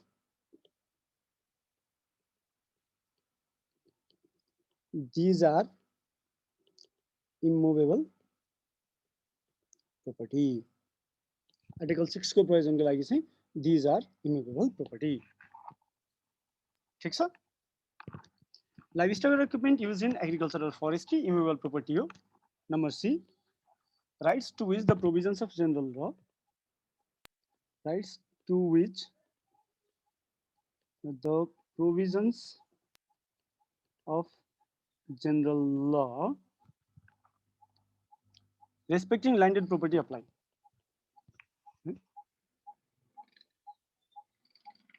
फेरि उडेछ, म शेयर गर्दैछु, नआत्तिनु होला।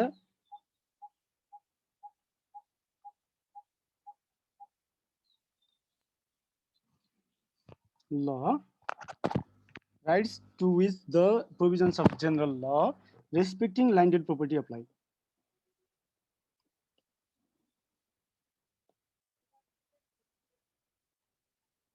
जनरल लले ल्यान्डेड प्रोपर्टीको लागि जुन राइट्सहरु अप्लाई गर्छ त्यस्ता राइटहरु पनि के हो इमुवेबल प्रोपर्टी हो। भनेपछि लिज राइटहरु पनि इमुवेबल प्रोपर्टी भित्रै पर्ने भयो। usufruct of immovable property and rights to variable or fixed payments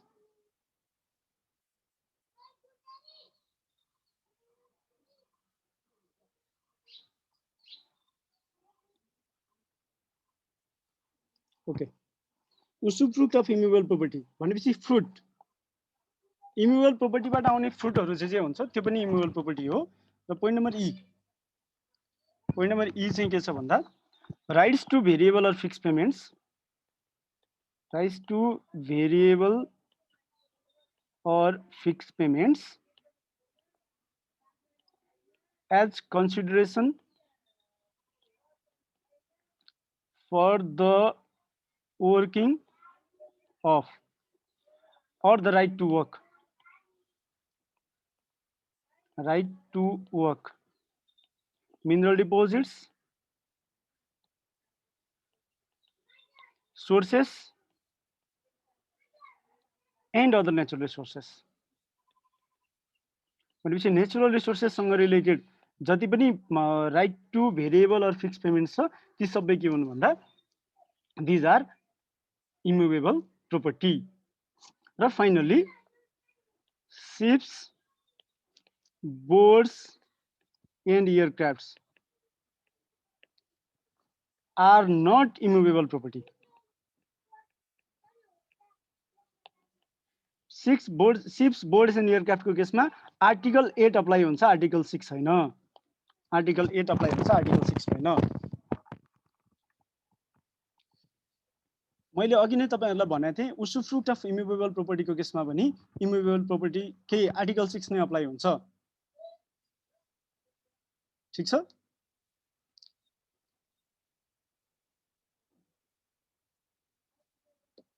भनेपछि यो आर्टिकल 6 को बारेमा हामीले डिस्कसन गर्यौं र फाइनली अब article 6 is also applicable in case of article 6 is also applicable in case of number A, income derived from the direct use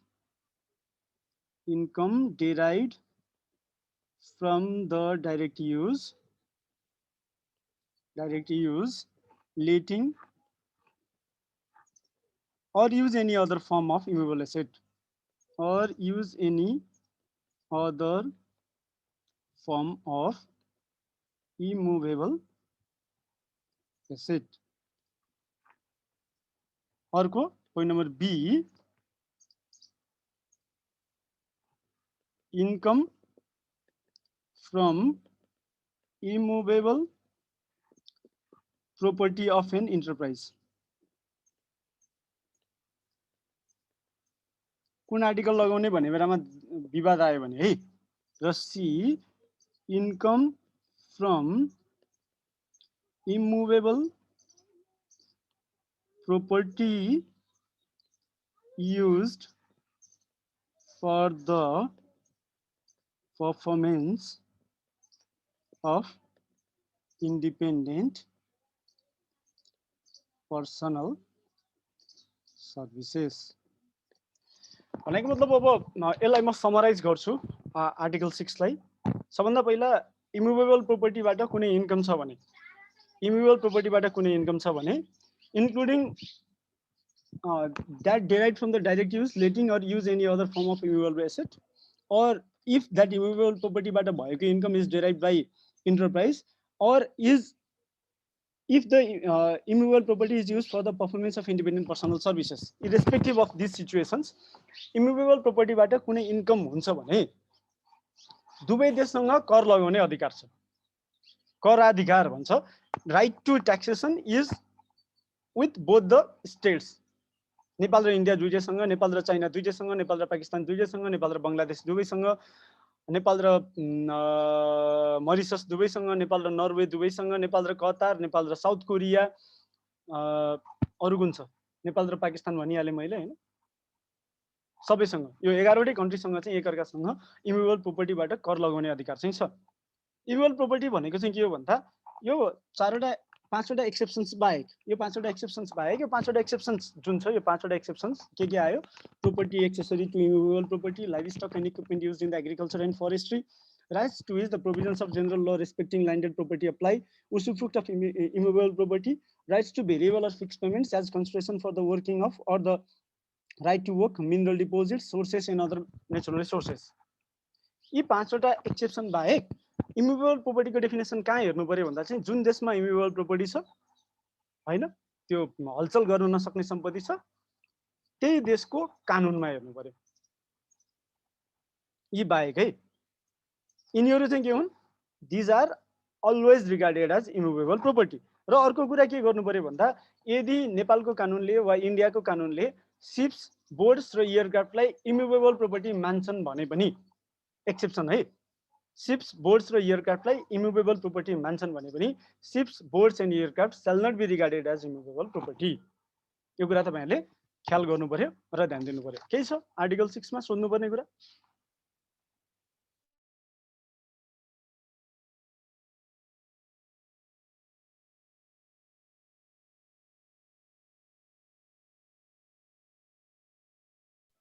केही छ आर्टिकल 6 मा? वन्दना के छ?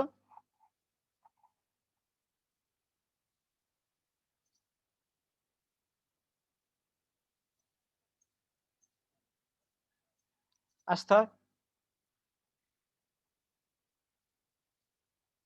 छैन सर। आस्था चाहिँ बोले जस्तो लाग्यो, वन्दना चाहिँ बोलेन हो। ओके, आर्टिकल 6 सकियो। आर्टिकल 6 त्यस्तो गाह्रो पनि छैन। आर्टिकल 7 हो अब मेजर हामीलाई गाइड गर्ने आर्टिकल भनेको। त्यसपछिको आर्टिकलहरूले पनि गाइड गर्छन्, तर आर्टिकल 7 ले चाहिँ एकदमै खतरासँग गाइड गर्छ। पर्मानेन्ट इस्टाब्लिसमेन्ट नभइकन नेपालमा कर लाग्दैन भन्ने कुरा आर्टिकल 7 ले बोल्छ। अरूको केसमा चाहिँ ट्याक्स लगाउन पाइयो, नभए पाइएन। आर्टिकल 7 धेरै क्वेसन पनि आर्टिकल 7 वा आर्टिकल 14, आर्टिकल 13, 17, 18, 19, 20 बाट आइरहेछ धेरै क्वेसनहरु चाहिँ। आर्टिकल 8 त मोर अर लेस सेक्सन 70 पढ्ने बेलामा हामीहरुले पढेकै हो हुनलाई चाहिँ, बिजनेस प्रोफिट्स। सेक्सन 70 पढ्ने बेलामा हामीले के भनेको थियौं भन्दा, यदि डबल ट्याक्स अभोइडेन्स एग्रिमेन्ट छ भने पाकिस्तान र कुन देश भनेको थिएँ मैले, अर्को थाइल्यान्ड हो कि, अनि दुई तीनटा देशको केसमा बाहेक दफा 70 लाग्दैन है डबल ट्याक्स अभोइडेन्स एग्रिमेन्ट छ भने भनेर मैले भनेको थिएँ। त्यो फेरि भनौँला, दफा 70 नलाग्ने एक्सेप्सनल केस थियो डबल ट्याक्स अभोइडेन्स एग्रिमेन्टको कारणले गर्दा सेक्सन 70 मा लगेर जोडेर क्वेसन सोधिदिन नि सक्छ भने आर्टिकल 8 मा। पहिला आर्टिकल 7 मै जाउँ। आर्टिकल 7 मा अलिकति डिफरेन्सेसहरु होला। म सर यो के भन्छ रे, सबभन्दा पहिला चाहिँ म सर आर्टिकल 7 मा के छ प्रोभिजन तपाईहरुलाई भन्छु, अनि त्यसपछि इन्डियासँगको चाहिँ आर्टिकल बाइ आर्टिकल मतलब प्याराग्राफ बाइ प्याराग्राफ डिस्कसनमा जान्छु। आर्टिकल 7 को केसमा article 7, profit of an enterprise of one state shall be taxable only in that state. हेर्नुस् है त, यसको अर्थ के हो? म थोरै लेख्ने कोसिस चाहिँ गर्छु मिल्यो भने यहाँ। ओके,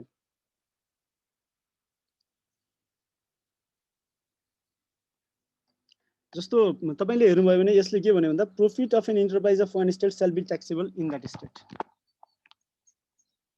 अब अघि हामीले हेर्दा के भनेको थियो भन्दा, एउटा देशको रेसिडेन्टले अर्को देशमा अवस्थित भएको इमुभेबल प्रोपर्टीबाट जेनेरेट गरेको इन्कममा जुन देश हो त्यो देशमा पनि कर लाग्न सक्छ भनेर भनेको थियो भने, यहाँनिर तपाईले हेर्नुभयो भने एउटा देशको इन्टरप्राइजले जेनेरेट गरेको इन्कममा त्यही देशमा मात्रै कर लाग्छ भनेको मतलब जुन देशको रेसिडेन्ट छ त्यही देशमा मात्रै कर लाग्छ, जुन देशको रेसिडेन्ट छ त्यही देशमा मात्रै कर लाग्छ। तर taxable in another state only if generated through permanent establishment situated in such state। इन्डियाको रेसिडेन्ट हो भने, इन्डियाको कम्पनी हो भने, इन्डियाको इन्टरप्राइज हो भने भनेपछि त्यो मोरलेस इफेक्टिभ म्यानेजमेन्ट हामीले कुन देशको हो भन्नलाई के गरेका छौं भन्दा, यो देशको रेसिडेन्ट हो भनेर छुट्टिन्छ भने छुट्टिन्छ, नभए इफेक्टिभ म्यानेजमेन्ट जुन देशमा छ त्यही देशको हो भनेर हामीले डिस्कसन गरेका थियौं। भनिसकेपछि इन्डियाको कुनै कम्पनीको प्रॉफिटमा भएको ट्याक्स नेपालले लगाउन पाएन, तर इन्डियामा भएको कुनै कम्पनीले नेपालमा पर्मानेन्ट इस्टाब्लिसमेन्ट इस्टाब्लिस भएर नेपालको ल अनुसार, डबल ट्याक्स अभोइडेन्स एग्रिमेन्ट अनुसार, सरी नेपालको ल अनुसार भन्न मन आयो मलाई, डबल ट्याक्स अभोइडेन्स एग्रिमेन्टको आर्टिकल 5 अनुसार है इन्डियाको कुनै एउटा इन्टरप्राइजको पर्मानेन्ट इस्टाब्लिसमेन्ट नेपालमा क्रिएट हुन्छ भने त्यस्तो अवस्थामा मात्रै इन्डियाको इन्टरप्राइजले नेपालमा ट्याक्स तिर्छ, वा नेपालमा भएको कुनै इन्टरप्राइजको डबल ट्याक्स अभोइडेन्स एग्रिमेन्टको आर्टिकल 5 अनुसार इन्डियामा पर्मानेन्ट इस्टाब्लिसमेन्ट क्रिएट हुन्छ भने त्यस्तो अवस्थामा मात्रै नेपालमा भएको इन्टरप्राइजले इन्डियामा ट्याक्स तिर्छ। पर्मानेन्ट इस्टाब्लिसमेन्ट क्रिएट नभइकन भएका कुनै पनि बिजनेस प्रॉफिटमा नेपालमा वा इन्डियामा ट्याक्स लाग्दैन। Am I clear?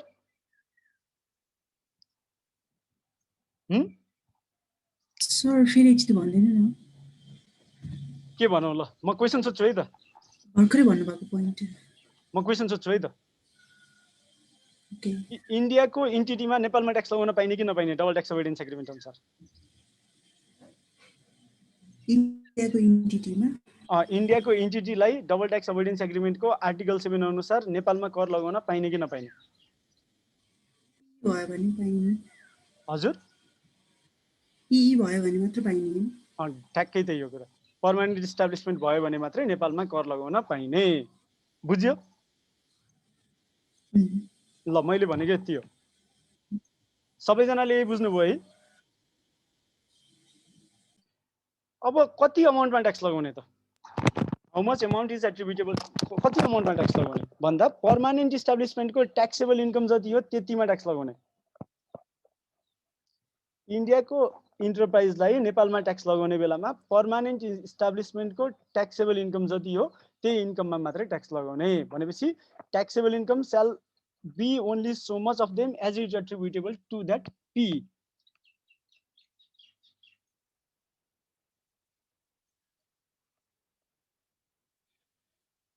अब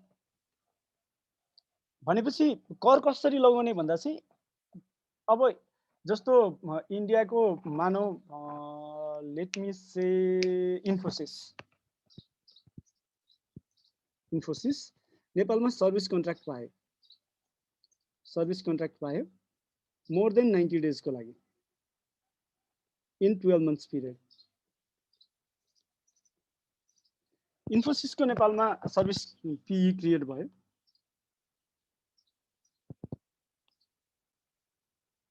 इन 12 months पिरियड इन्फोसिसको नेपालमा सर्भिस पीई क्रिएट भयो किनकि मोर देन 90 days कुनै पनि 12 महिनाको अवधिमा 90 दिन भन्दा बढी नेपालमा सर्भिस दिन्छ इन्डियन कुनै इन्टिटीले भने त्यो इन्टिटीको नेपालमा सर्भिस पीई क्रिएट हुन्छ भनेर हामीले कुरा गरिसक्यौँ। भनेपछि इन्फोसिसको नेपालमा सर्भिस पीई क्रिएट भयो। यसको अर्थ अब इन्फोसिसको वर्ल्ड वाइड इन्कममा नेपालमा ट्याक्स लाग्ने हो त?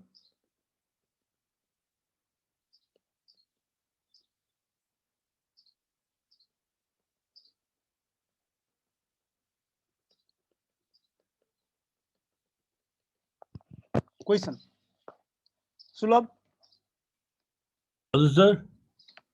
इन्फोसिसको नेपालमा सर्भिस पीई क्रिएट भयो भने इन्फोसिसले जेनेरेट गरेको वर्ल्ड वाइड इन्कममा नेपालमा ट्याक्स लाग्ने हो त?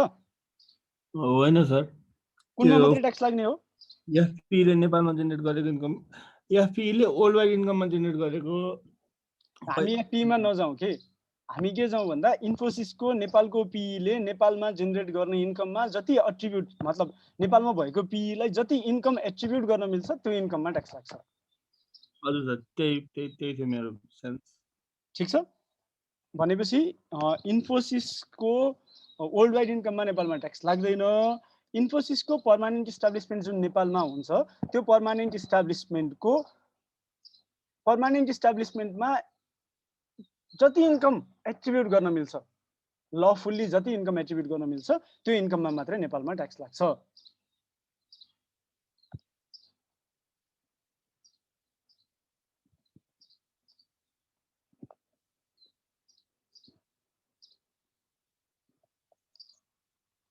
Okay,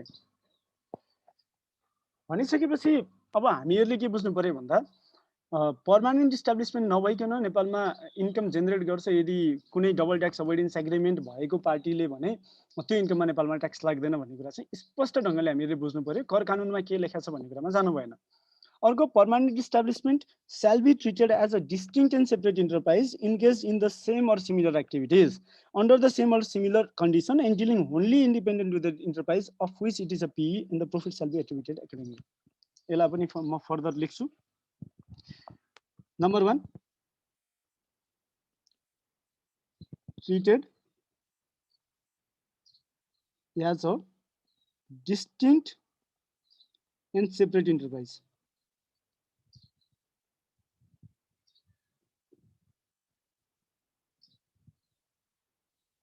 Number 2, dealing wholly independently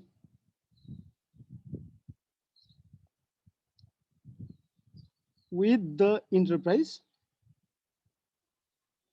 of which it is a PE.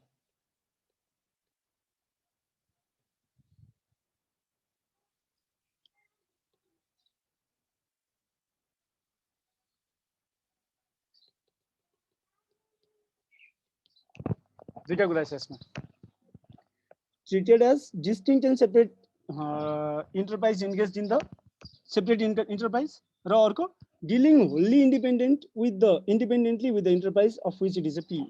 भनेको मतलब अब हामीहरुले के बुझ्नु पर्यो भन्दा PE र PE को हेड अफिस दुईटा सेपरेट लिगल एन्टिटी मतलब दुईटा सेपरेट एन्टिटी हुन् for the purpose of tax. Conclusion PE and person owning the PE are two separate persons for tax purpose. हाम्रो कन्क्लुजन के हो भन्दा PE र person owning the PE are two separate persons for tax purpose. Second अब यहाँ भएका अरु वर्डलाई के गर्ने सर भन्नुहुन्छ भने अब PE ले कस्तो एक्टिभिटीमा मात्रै इन्गेज गर्छ भन्दा इन द सेम और similar activities under the same और सिमिलर कन्डिसन. तपाईले के बुझ्नु पर्यो भन्दा PE ले के गर्ने हो जस्तो मेरो अडिट फर्मको पर्मानेन्ट इस्टाब्लिशमेन्ट इन्डियामा क्रिएट हुन्छ भने मेरो अडिट फर्मले प्यारेन्टले जे काम गर्छ इन्डियामा गएर काम गर्ने पनि त्यही त हो नि हैन. मैले अडिट गरिरहेको छु नेपालमा अब कन्सल्टिङ एक्टिभिटी गरिरहेको छु नेपालमा भने इन्डियामा पनि गएर म त सेम और सिमिलर एक्टिभिटी नै गर्छु नि त. सेम और सिमिलर एक्टिभिटी गरे पनि PE चाहिँ के हो भन्दा हेड अफिस भन्दा प्यारेन्ट भन्दा सेपरेट हुन्छ भन्ने कुरा तपाईहरुले बुझ्नु पर्यो. दोस्रो पोइन्ट ओके फर्स्ट पोइन्ट यो ओभरअल कन्सेप्टमा चाहिँ हामीहरुले के बुझ्यौं भन्दा take away from this slide दुईटा मलाई लाग्छ यसमा जम्मा दुईवटा कुरा मात्रै हामीहरुले कुरा गरेका छौं. ओके आर्टिकल मतलब जम्मा दुईवटा 2000 प्याराग्राफ हामीले कुरा गरिसक्यौं. प्याराग्राफ 1 र प्याराग्राफ 2 र यो मोरलेस तपाईले हेर्नुभयो कतार श्रीलंका र थाइल्यान्डको केसमा income attributable to sales in the other state of goods or merchandise of the same or similar kinds as those sold through PE or attributable to other business activity carried on in the same other state of the same or similar kinds as those affected through PE is also taxable भनेको छ. यो यसको language के हो भन्दा जस्तो दुईवटा कुरा छ. PE को कन्सेप्टमा हामीले हेर्यौं भने एउटा फोर्स अफ एट्र्याक्सन रुल भन्ने हुन्छ. फोर्स अफ एट्र्याक्सन रुल भन्ने हुन्छ. यो चाहिँ कस्तो हो भन्दा जस्तो एउटा मैले भन्छु तपाईहरुलाई सर्भिस PE को केसमा हामीहरुले डिस्कसन गरेका थियौं जस्तो लाग्छ. एउटा सर्भिस PE अर्को कन्स्ट्रक्सन PE को केस थियो हामीसँग. सर्भिस PE मा के भन्छ भन्दा 12 मन्थ्स को अवधिमा एक पटक वा पटक गरी 90 दिन भन्दा बढी सेवा दिने कार्य. हेर्नुस् है त भनेको मतलब तपाईले एउटै सेवा दिए पनि भयो मल्टिपल सेवा दिए पनि भयो एक पटक वा पटक गरेर तपाईले 90 दिन भन्दा बढी कुनै पनि 12 महिनाको अवधिमा नेपालमा सेवा दिनुहुन्छ भने विदेशीको नेपालमा सर्भिस PE क्रिएट भएको मानियो. ठ्याक्कै भनेको मतलब यसमा के भयो भन्दा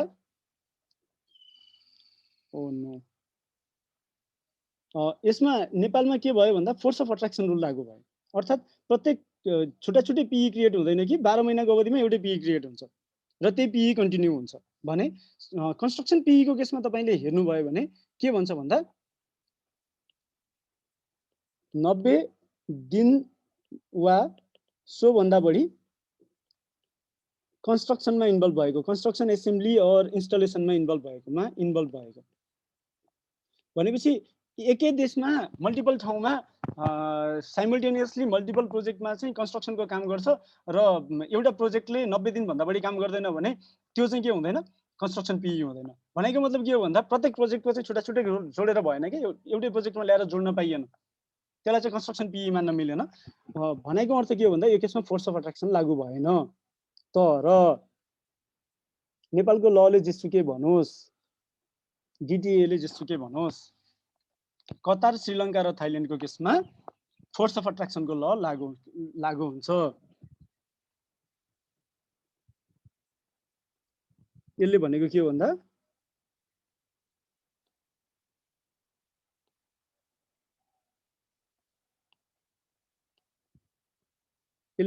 भन्दा यो केसमा चाहिँ फोर्स अफ अट्र्याक्सन लागू हुन्छ, अरूको केसमा फोर्स अफ अट्र्याक्सन लागू नहुन सक्छ, त्यसमा विवाद हुन्छ भनेर भने यसलाई।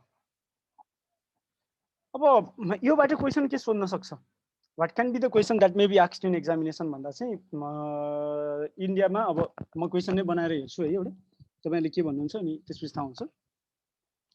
Let me develop a question.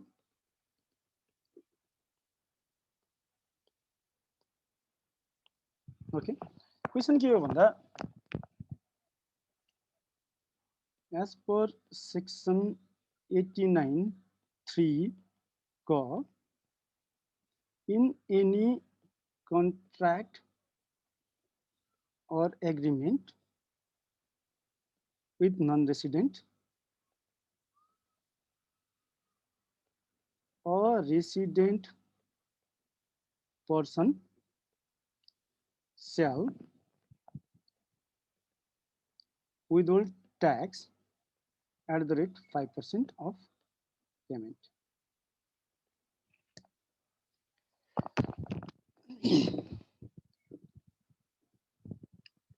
Your client imports motorbike from India and makes total payment of rupees 40 crore during the income year. Discuss TDS obligation.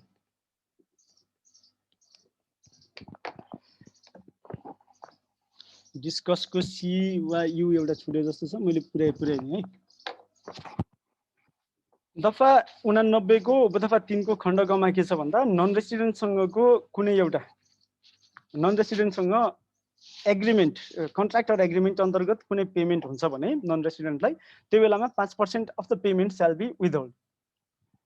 हाम्रो एउटा क्लाइन्ट छ जुन क्लाइन्टले चाहिँ मोटर बाइक इन्डियाबाट इम्पोर्ट गर्छ र त्यो इम्पोर्ट गरे बापत चाहिँ 40 करोड रुपैयाँ चाहिँ उसले इन्डियन पार्टीलाई पेमेन्ट गर्छ। यस्तो अवस्थामा टिडीएस को अब्लिगेसन के हुन्छ? यसमा अरु फर्दर एउटा पोइन्ट म थप्दिन्छु, माथि लगेर थप्दिन्छु किनकि तल ठाउँ रहन्छ हैन। माथि लगेर म के पोइन्ट थप्दिन्छु भन्दा your client is not a dependent agent of Indian party from which it imports.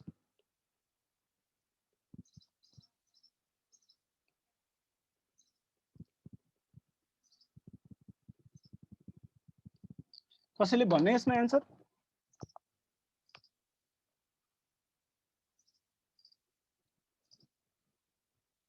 Hello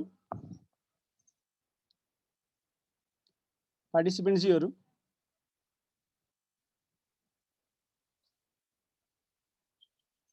अनिश जी, अनिश गुरु। हजुर सर। Answer please.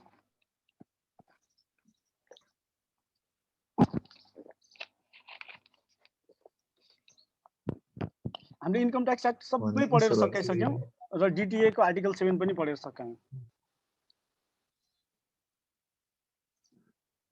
म यसलाई होमवर्क बनाइदिउँ?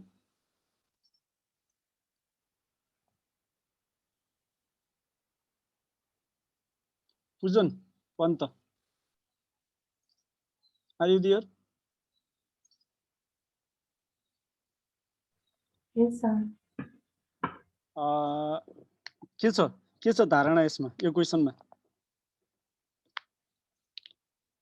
मानव आइकनले यो क्वेसन सोध्यो, मैले क्वेसन सेट गरेँ भने त यस्तै यस्तै क्वेसन सोध्छु, फेरि पाउँदैन, अर्कै कुरा हो हैन। लेट्स अज्युम आइकनले यो क्वेसन सोध्यो, what would be your answer, how would you write the answer? We are just assuming it हैन। प्र्याक्टिकल लाइफमा त्यो क्वेसन आइ नै हाल्छ फेरि।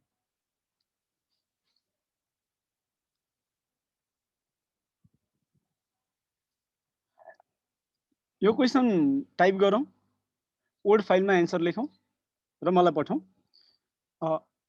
भोलिको लागि यो क्वेसन तपाईहरुलाई होमवर्क भयो, तपाईहरुसँग बेलुकासम्मको टाइम छ यसमा एन्सर भन्नको लागि। हामी अगाडि बढ्छौँ। आर्टिकल 7 सकाएर आज चाहिँ सबै कुरा सकाउँछौँ, किनकि आर्टिकल 7 अलि बढी सोच्न पर्ने छ। तपाईहरुले मेमोराइज गर्नलाई टाइम दिनु पर्यो नि त। आर्टिकल 6, आर्टिकल 7, आर्टिकल 5, आर्टिकल 4 त मेमोराइज हुनु पर्यो, त्यसको लागि टाइम दिनु पर्यो। त्यो कारणले गर्दा आर्टिकल 7 सकेपछि सक्यो। This is your homework for tomorrow and I need the question. म वर्ड फाइलमा कपी पठाउनु होला है सबैले, पीडीएफ गर्नु पर्दैन, वर्ड फाइल नै पठाउनु। I will check the word file.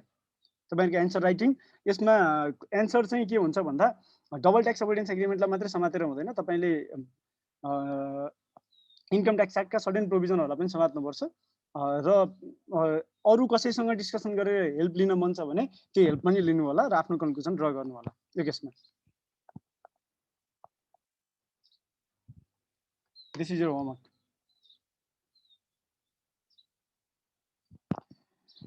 Okay, let's move forward. Question साह्रो मेरो क्वेसन। हजुर, क्वेसन साह्रो मेरो क्वेसन। क्वेसन त उड्यो नि त, अब के गर्ने। ल क्वेसन सारौँ। मैले 2 मिनट दिएँ है त क्वेसन सार्नलाई। Where am I? I want to be muted. कता हरायो? ए अच्छा। Okay, you have 3 minutes. 3 minute पछि म आउँछु।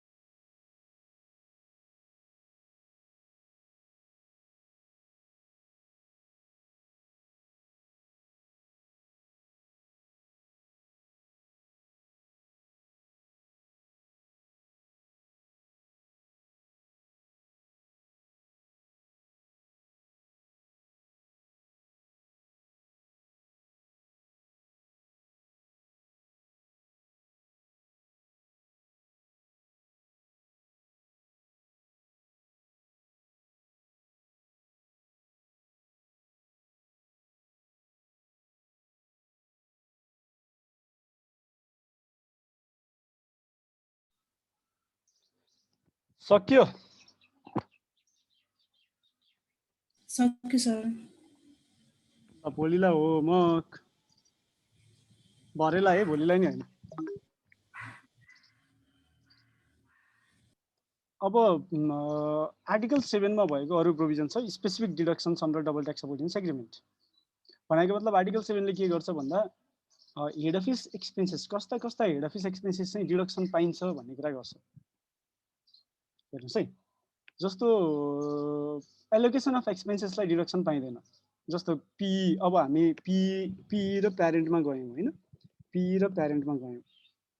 नेपालमा मानौ अघि हामीले इन्फोसिसको एक्जाम्पल लिएका थियौँ हामीहरूले। इन्फोसिसले के गर्यो भन्दा नेपालमा सर्भिस कन्ट्र्याक्ट पायो, अर्थात् सर्भिस पी क्रिएट भयो। यो सर्भिस पीले नेपालमा सर्भिस डेलिभर गर्न, सर्भिस डेलिभर गर्न, सर्भिस पीले सर्भिस डेलिभर गर्न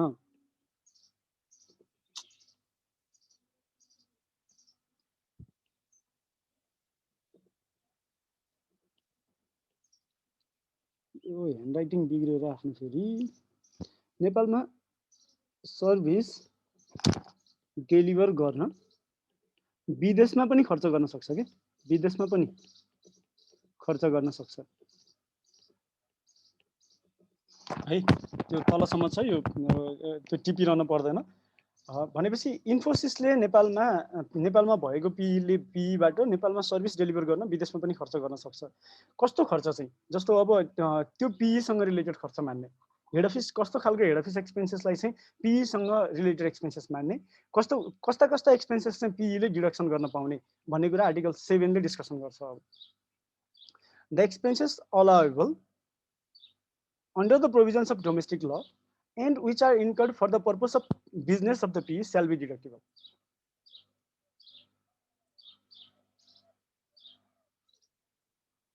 भनेको मतलब नेपालको कानुनले डिडक्सन दिने एक्सपेन्सेसहरू, अर्थात् नेपालको ल पीको केसमा पनि एप्लाई भयो र नेपालको लले डिडक्सन दिने एक्सपेन्सेसहरू र and which are incurred for the purpose of business of the P shall be deductible, र ती पनि पीको बिजनेस गर्नको लागि भएका खर्चहरू छन् भने तिनीहरू डिडक्टेबल हुनुपर्छ।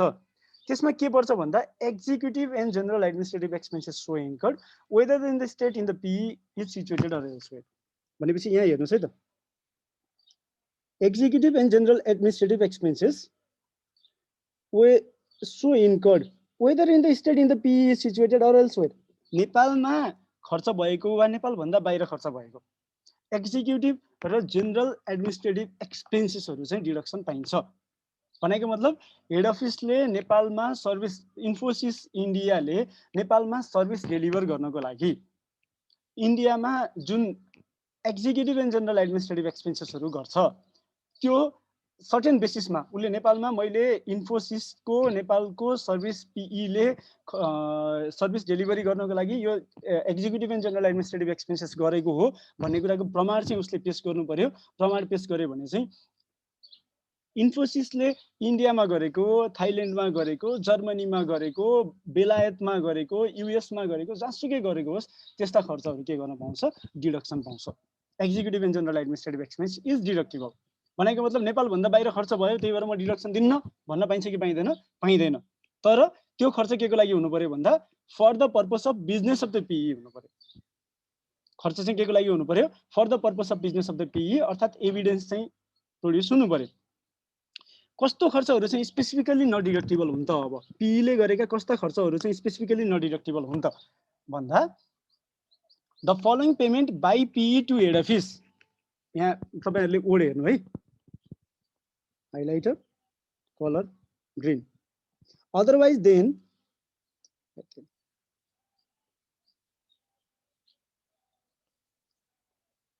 किन हाइलाइट गर्ने, यो टर्मलाई हेर्नु है तपाईहरुले। Otherwise than towards the reimbursement of actual expenses भनेपछि तपाईले यहाँ हेर्नुभयो भने यो फलोइङ एक्सपेन्सेस जस्तो for example by way of royalties, fees or other similar payments in the return of use of patent, know how or other rights, by way of commission for specific services performed for the management or for management, except in case of banking enterprise by way of interest on money lent to P. Royalties, fees or other similar payments in return for the use of patent, know-how or other rights. Commission for specific service perform by the or for management र banking इन्टरप्राइजको केसमा बाहेक money lend to PE को लागि तिरिएको interest चाहिँ expenses कहिले पनि deduct गर्न पाइँदैन otherwise than towards reimbursement of actual expenses भनेको मतलब अब के हो यो otherwise than towards reimbursement of actual expenses भनेको चाहिँ के हो भन्दा for example otherwise than towards actual reimbursement भनेको के हो म एक्जाम्पल भन्दैछु है तपाईहरुले ध्यान दिएर सुन्नु होला एक्जाम्पल जस्तो नेपालमा पिई छ इन्फोसिसको पिई छ नेपालमा इन्फोसिसको नेपालमा पिई भइसकेपछि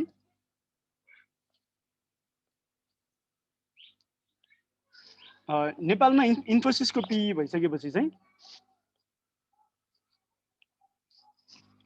हेर्नुस् है नेपालमा इन्फोसिसको पिई छ इन्फोसिसको पिई को नेपालमा सर्भिस डेलिभरी गर्नको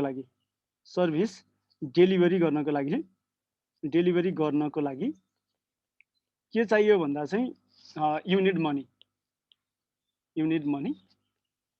इन्फोसिस borrowed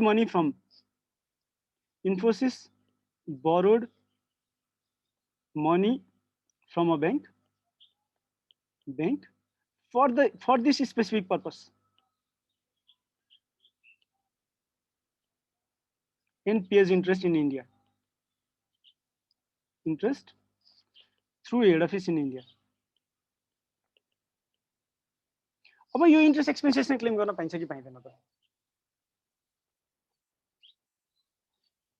सर्भिस डेलिभरी गर्नको लागि युनिट मनी र इन्फोसिसले के गरे भन्दा इन्डियाको कुनै एउटा बैंकबाट चाहिँ यो पार्टिकुलर स्पेसिफिक पर्पसको लागि चाहिँ इन्ट्रेस्ट लोन बरो गर्यो र त्यो लोनको लागि चाहिँ उले इन्डियाको हेड अफिस मार्फत नै इन्ट्रेस्ट पे गर्यो र अब के गर्यो भन्दा सर्भिस डेलिभरी गरिसकेपछि अब फाइनली उसले के गर्यो भन्दा चाहिँ इन्ट्रेस्ट जुन छ त्यो इन्डियामा नेपालको सर्भिसको लागि भनेर लिएको ब्याज जुन छ ब्याज चाहिँ नेपालमा चार्ज गर्छु भनेर भन्यो चार्ज गर्न पाइने कि नपाइने क्वेशन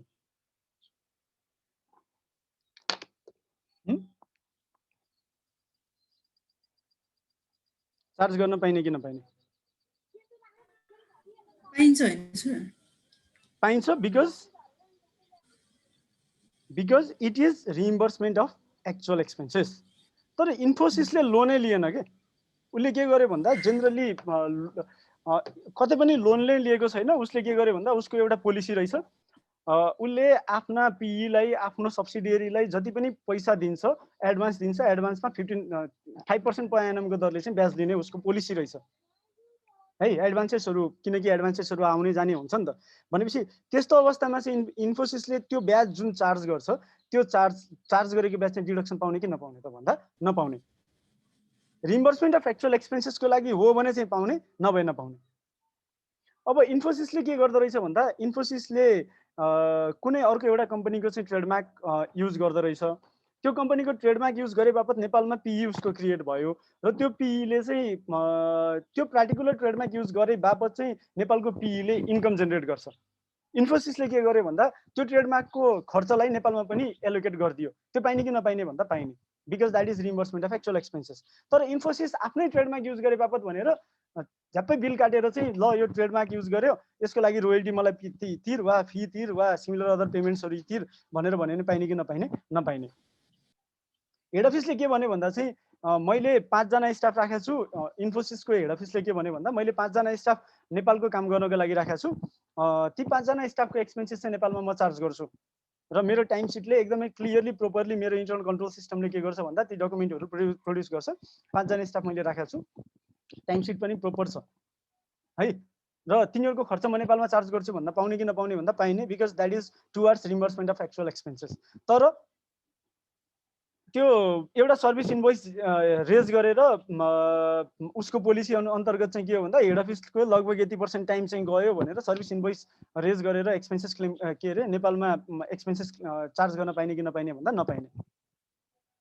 ठीक छ है भनेको मतलब के हो भन्दा यी तीन थरी एक्सपेन्सेसहरु चाहिँ otherwise than towards reimbursement of actual expenses हो भने बाहेक डिडक्सन गर्न पाइदैन पीईले डबल ट्याक्स अभोइडेन्स एग्रीमेन्ट अनुसार कुन expenses by way of royalties, fees or other similar payments in return for the use of patent or other rights इन्डियाको केसमा नो हाउ पनि थपियो by way of commission for specific services performed or for management except in case of banking enterprise by way of interest on money lent to be If it is customary to determine profit on the basis of apportionment of total profits of an enterprise to its various parts, the state can do so, but it shall be done in accordance with the principle mentioned in Article 7 of DTA. भनेको मतलब के हो भन्दा चाहिँ head अफिसको चाहिँ central एउटा account बनाइयो, हेड अफिसको सेन्ट्रल अकाउन्ट बनाइसकेपछि त्यसको एउटा सेन्ट्रल प्रोफिट इन्फोसिस हेडक्वार्टर इन्डियाले चाहिँ एउटा सेन्ट्रल प्रोफिट के गर्यो भन्दा डिटरमाइन गर्यो र त्यो प्रोफिटलाई चाहिँ एलोकेसन गर्छ, अब अपर्सनमेन्ट गर्छ डिफ्रेन्ट कन्ट्रीमा भने, र if that practice is customary, नेपालमा त्यो प्र्याक्टिस कस्टमरी हो भने चाहिँ त्यस्तो अवस्थामा के गर्न मिल्छ भन्दा त्यो बेसिसमा बेसिस अफ अपर्सनमेन्ट अफ टोटल प्रोफिट्सको बेसिसमा चाहिँ के गर्न पाइन्छ, नेपालमा यति प्रोफिट हो भनेर ट्याक्स लगाउन पाइन्छ। तर आर्टिकल 7 को प्रिन्सिपलको एगेन्स्टमा गएर चाहिँ गर्न पाइएन भनेर भन्छ। यो कोरियाको केसमा छैन, अरू सबै डिटिए को केसमा चाहिँ यो प्रोभिजन छ। तर यो प्र्याक्टिस भनेको चाहिँ ग्लोबल फर्मुलेटरी अप्रोच भन्छ OECD ट्रान्सफर प्राइसिङ गाइडलाइनले, किनकि अब यहाँ ट्रान्सफर प्राइसिङका कुरा आइहाल्छन्, पिई आइसकेपछि सब्सिडियरी र होल्डिङ कम्पनी आइसकेपछि ट्रान्सफर प्राइसिङका कुराहरू आउँछन्, तपाईहरुले बुझ्नुपर्छ। यसमा पनि ट्रान्सफर प्राइसिङको कुरा आउन सक्छ है। भनिसकेपछि ग्लोबल फर्मुलरी अप्रोच जुन छ अपर्सनमेन्ट अफ प्रोफिट जुन कस्टमरी प्र्याक्टिस भन्यो, this approach is rejected by organisation for economic cooperation and development. यो अप्रोचलाई चाहिँ रिजेक्सन गरिएको छ। हामीले पहिला पनि डिस्कसन गर्यौं ट्रान्सफर प्राइसिङ पढ्ने बेलामा। भनिसकेपछि यो रिलेभेन्ट छ जस्तो मलाई लाग्दैन, तर पनि अब एक्जामिनेसनमा क्वेसन सोध्यो पी को इन्कमको ट्याक्स कम्प्युट गर्ने बेलामा चाहिँ यदि नेपालमा कस्टमरी छ भने ग्लोबल इन्कमको नेपालको प्रोफिटको पोर्सन अपर्सन गरेर ट्याक्स लगाउन मिल्छ कि मिल्दैन भनेर क्वेसन सोध्यो भने इफ इट इज कस्टमरी छ भने चाहिँ पाइयो, भनेको मतलब त्यो प्रेसिडेन्स त्यही अनुसारको छ, नेपालको प्र्याक्टिस त्यही हो भने चाहिँ पाइयो। तर आर्टिकल 7 को प्रिन्सिपललाई डेभिएट गर्न चाहिँ पाइएन।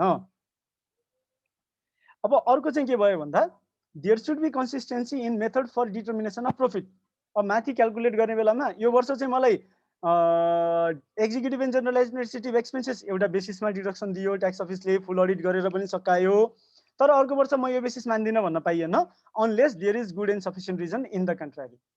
भनेको मतलब डक्ट्रिन अफ लेजिटिमेट एक्सपेक्टेसन भन्छ, पहिला जे भएको हो त्यही हुन्छ भन्ने एक्सपेक्टेसन हुन्छ सबैको, त्यो एक्सपेक्टेसनको एगेन्स्टमा गएर काम गर्न पाइएन। डिटर्मिनेसन अफ प्रोफिटको मेथड चाहिँ के हुनु पर्यो, कन्सिस्टेन्सी हुनु पर्यो। र यदि डबल ट्याक्स अभोइडेन्स एग्रिमेन्टको अन्य कुनै आर्टिकल कुनै इन्कमको सम्बन्धमा आकर्षित हुन्छ भने, भनेको मतलब अघि हामीले के कुरा गर्यौं, इमुभेबल प्रोपर्टीको सम्बन्धमा कुरा गर्यौं आर्टिकल 6 भनिसकेपछि त्यो इमुभेबल प्रोपर्टीबाट नि बिजनेस प्रोफिट त जेनेरेट हुन्छ नि त, हो त्यस्तो हुँदा इमुभेबल प्रोपर्टीको लागि चाहिँ आर्टिकल 6 नै के भयो, अप्लाई भयो। हेर्नुस् है। अब अर्को सिपिङ इयर बिजनेस वा ल्यान्ड ट्रान्सपोर्ट बिजनेसको सम्बन्धमा आर्टिकल 8 नै अप्लाई हुन्छ, आर्टिकल 7 हुँदैन।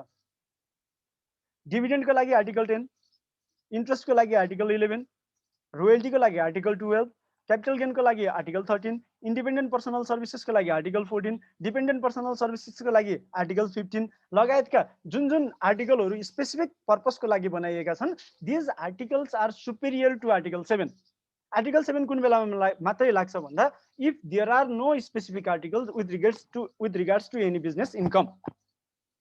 तपाईहरुले यो कुरालाई चाहिँ ध्यान दिनु पर्यो। If there are no specific provision, article 7 चाहिँ जेनरल प्रोभिजन हो। स्पेसिफिक प्रोभिजन छ भने स्पेसिफिक प्रोभिजन लगाउने, आर्टिकल 7 मा आउने होइन। अर्को के छ भन्दा no profit shall be attributed to a profit by reason of the mere purchase by that PE of goods or merchandise for the enterprise। भनेको मतलब के हो भन्दा हामीहरुले PE को बारेमा कुरा गर्यौं नि, एउटा PE ले के गर्यो भन्दा चाहिँ कुनै एउटा इन्टरप्राइजको लागि गुड्स किन्दिएकै बापतले गर्दाखेरि चाहिँ त्यो PE को इन्कममा ट्याक्स लगाउन पाइएन, उले एक्सपोर्ट गरेको मानेर ट्याक्स लगाउन पाइएन भनेर भनेको हो। श्रीलङ्काको केसमा चाहिँ यो आर्टिकल छैन।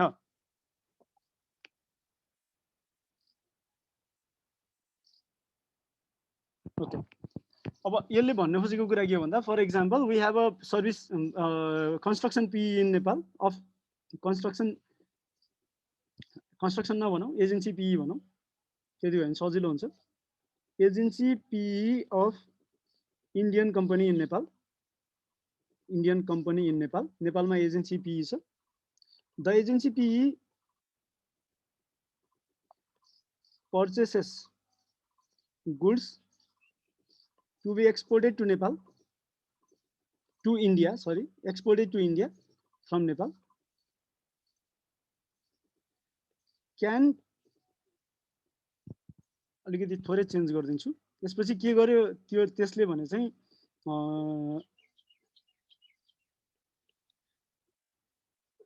the PE sends goods at cost, IRD disputes the issue and claims that there should be markup while माथि गए है म sending goods to India by PE, goods to its head office by the PE. Can IRD do so? Do that? हाम्रो question चाहिँ IRD ले त्यस्तो गर्न सक्छ कि सक्दैन हो। एउटा इन्डियन कम्पनीको नेपालमा PE छ, त्यो PE ले के गर्यो भन्दा त्यो एजेन्सी PE ले के गर्यो भन्दा चाहिँ इन्डियामा एक्सपोर्ट गर्नको लागि नेपालबाट गुड्स कलेक्ट गर्यो वा पर्चेस गर्यो, जतिमा पर्चेस गर्यो त्यति नै भ्यालुमा इन्डियामा गुड्स पठाइदियो। अब IRD ले के भन्छ भन्दा तैँले जतिमा किनिस् त्यतिमा त कसरी पठाउन सक्छस्, अलिअलि त नाफा चाहियो नि त, मलाई नाफा देखा। यो त ट्रान्सफर प्राइसिङ भयो, तैँले त नेपालमा ट्याक्स तिर्न खोजेनस्, मलाई नाफा देखा, त्यो नाफामा नेपालमा कर तिर। PE ले कर तिर्नु पर्यो, त्यो नाफामा सर्टेन मार्कअप चाहिँ चाहियो भनेर भन्छ IRD ले। त्यो गर्न पाउने कि नपाउने भन्दा because of this provision no profit shall be attributed to PE by reason of the mere purchase by that PE of goods or merchandise for the enterprise. यो प्रोभिजन को कारणले गर्दा चाहिँ के गर्न पाएन भन्दा IRD cannot claim that. अब PE ले के भन्यो भन्दा डबल ट्याक्स अभोइडेन्स एग्रिमेन्टमा यस्तो प्रोभिजन छ, म इन्डिया हो श्रीलङ्का होइन, त्यस कारणले गर्दा म यसमा के गर्दिन, कर तिर्दिन भन्न पाए। मैले जति कस्टमा लिएर आएको हो त्यति कस्टमा नै बेच्न पाउँछु भनेर भन्न पाए। ठीक छ, आर्टिकल 7 यति भन्दै सकिन्छ र हामी आज आर्टिकल 7 सम्म मात्रै कुरा गर्छौं भनेर भनेको थियौं। आर्टिकल 7 सँग रिलेटेड कुनै क्वेशन छ भने वी विल डिस्कस। अब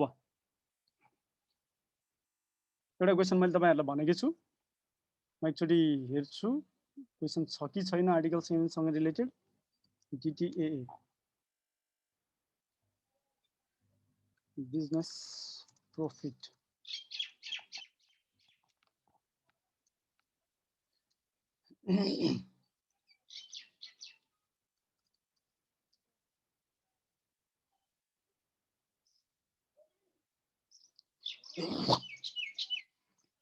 independent personal service.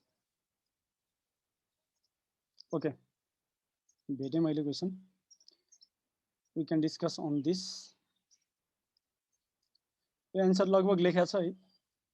Himalayan Expeditions Private Limited provided travel service in India to a group of employees of Surya Tobacco Private Limited, Nepal. Simple question हेर्दै तपाईले के बुझ्नु पर्यो भन्दा चाहिँ हिमालयन एक्सपिडिसनले इन्डियामा सर्भिस दिएको हो, नेपालमा होइन, सूर्य टेबाकोलाई।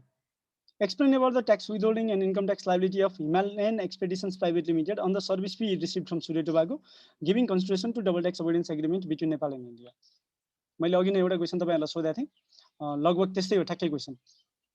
आर्टिकल 7 ले के भन्छ भन्दा चाहिँ इन्डियाको इन्टरप्राइजमा इन्डियामा नै ट्याक्स लाग्छ, तर त्यस्तो इन्डियाको इन्टरप्राइजको नेपालमा पर्मानेन्ट इस्टाब्लिशमेन्ट छ भने पर्मानेन्ट इस्टाब्लिशमेन्टलाई अट्रिब्युट हुने प्रॉफिटमा नेपालमा ट्याक्स लाग्छ।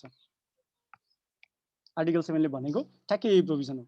The profit of enterprise of a contracting state shall be taxable only in that state unless the enterprise carries on business in the other contracting state through a permanent establishment situated therein.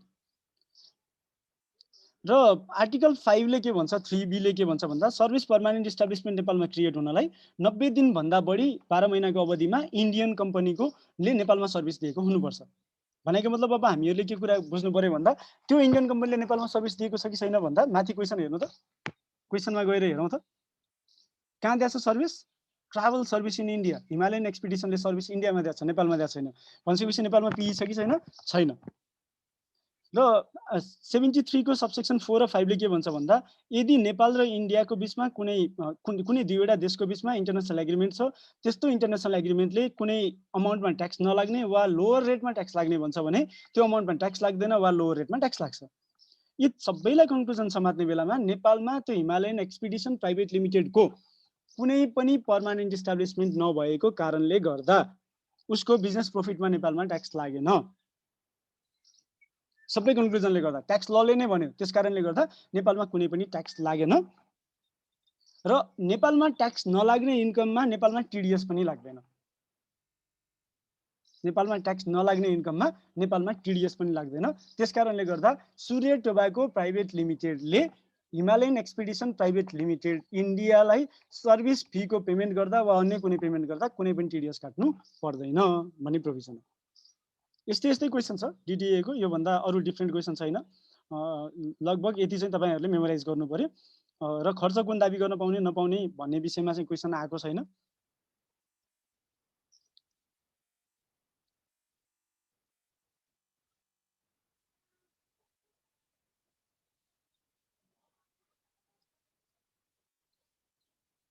Business प्रॉफिटको त्यही एउटा question भेटे मैले। अर्को पनि छ यो Oracle resident bank entered into an agreement with Oracle financial services software limited India for the procurement and implementation of core banking solution Oracle Flexcube and related Oracle technologies. नेपालमा PE नगरिकन काम भयो, नेपालमा ट्याक्स लाग्छ कि लाग्दैन, TDS लाग्छ कि लाग्दैन भन्छ। पीई नै नभएपछि नेपालमा टिडीएस पनि लाग्दैन, ट्याक्स पनि लाग्दैन, रिभर्स भ्याट चाहिँ लाग्न सक्छ। तर अब त एक्जेम्पसनको लिस्टमा परेको छ के अरे, यसलाई म अपडेट गरौँला हैन। एक्जेम्पसनको लिस्टमा छैन भने लाग्छ, नभए लाग्दैन। यस्तै क्वेसन हो ठ्याक्कै। त्यो बाहेक अरु क्वेसन आएको छैन डबल ट्याक्स अभोइडेन्स एग्रिमेन्टको। त्यसमा चाहिँ आर्टिकल 7 मा एउटा एक थरी मात्रै क्वेसन आएको हो, डिफरेन्ट क्वेसन आएको छैन। अब तपाईहरुले एडिसनल ध्यान दिनुपर्ने कुरा के हो डबल ट्याक्स अभोइडेन्स एग्रिमेन्टमा भने कुन इन्कम कुन एक्सपेन्स डिडक्टिबल हुन्छ कुन हुँदैन भनेर क्वेसन सोध्न चाहिँ सक्छ। के छ अब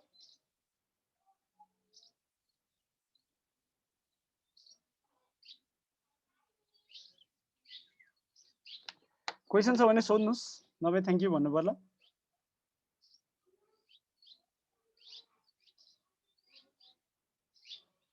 क्वेसन छ भने सोध्नु होला, नभए थ्यांक यू भन्नु पर्ला।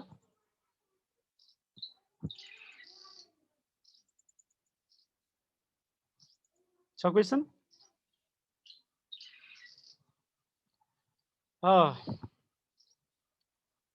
उर्मिला, छैन सर। अञ्जली जी, छैन सर।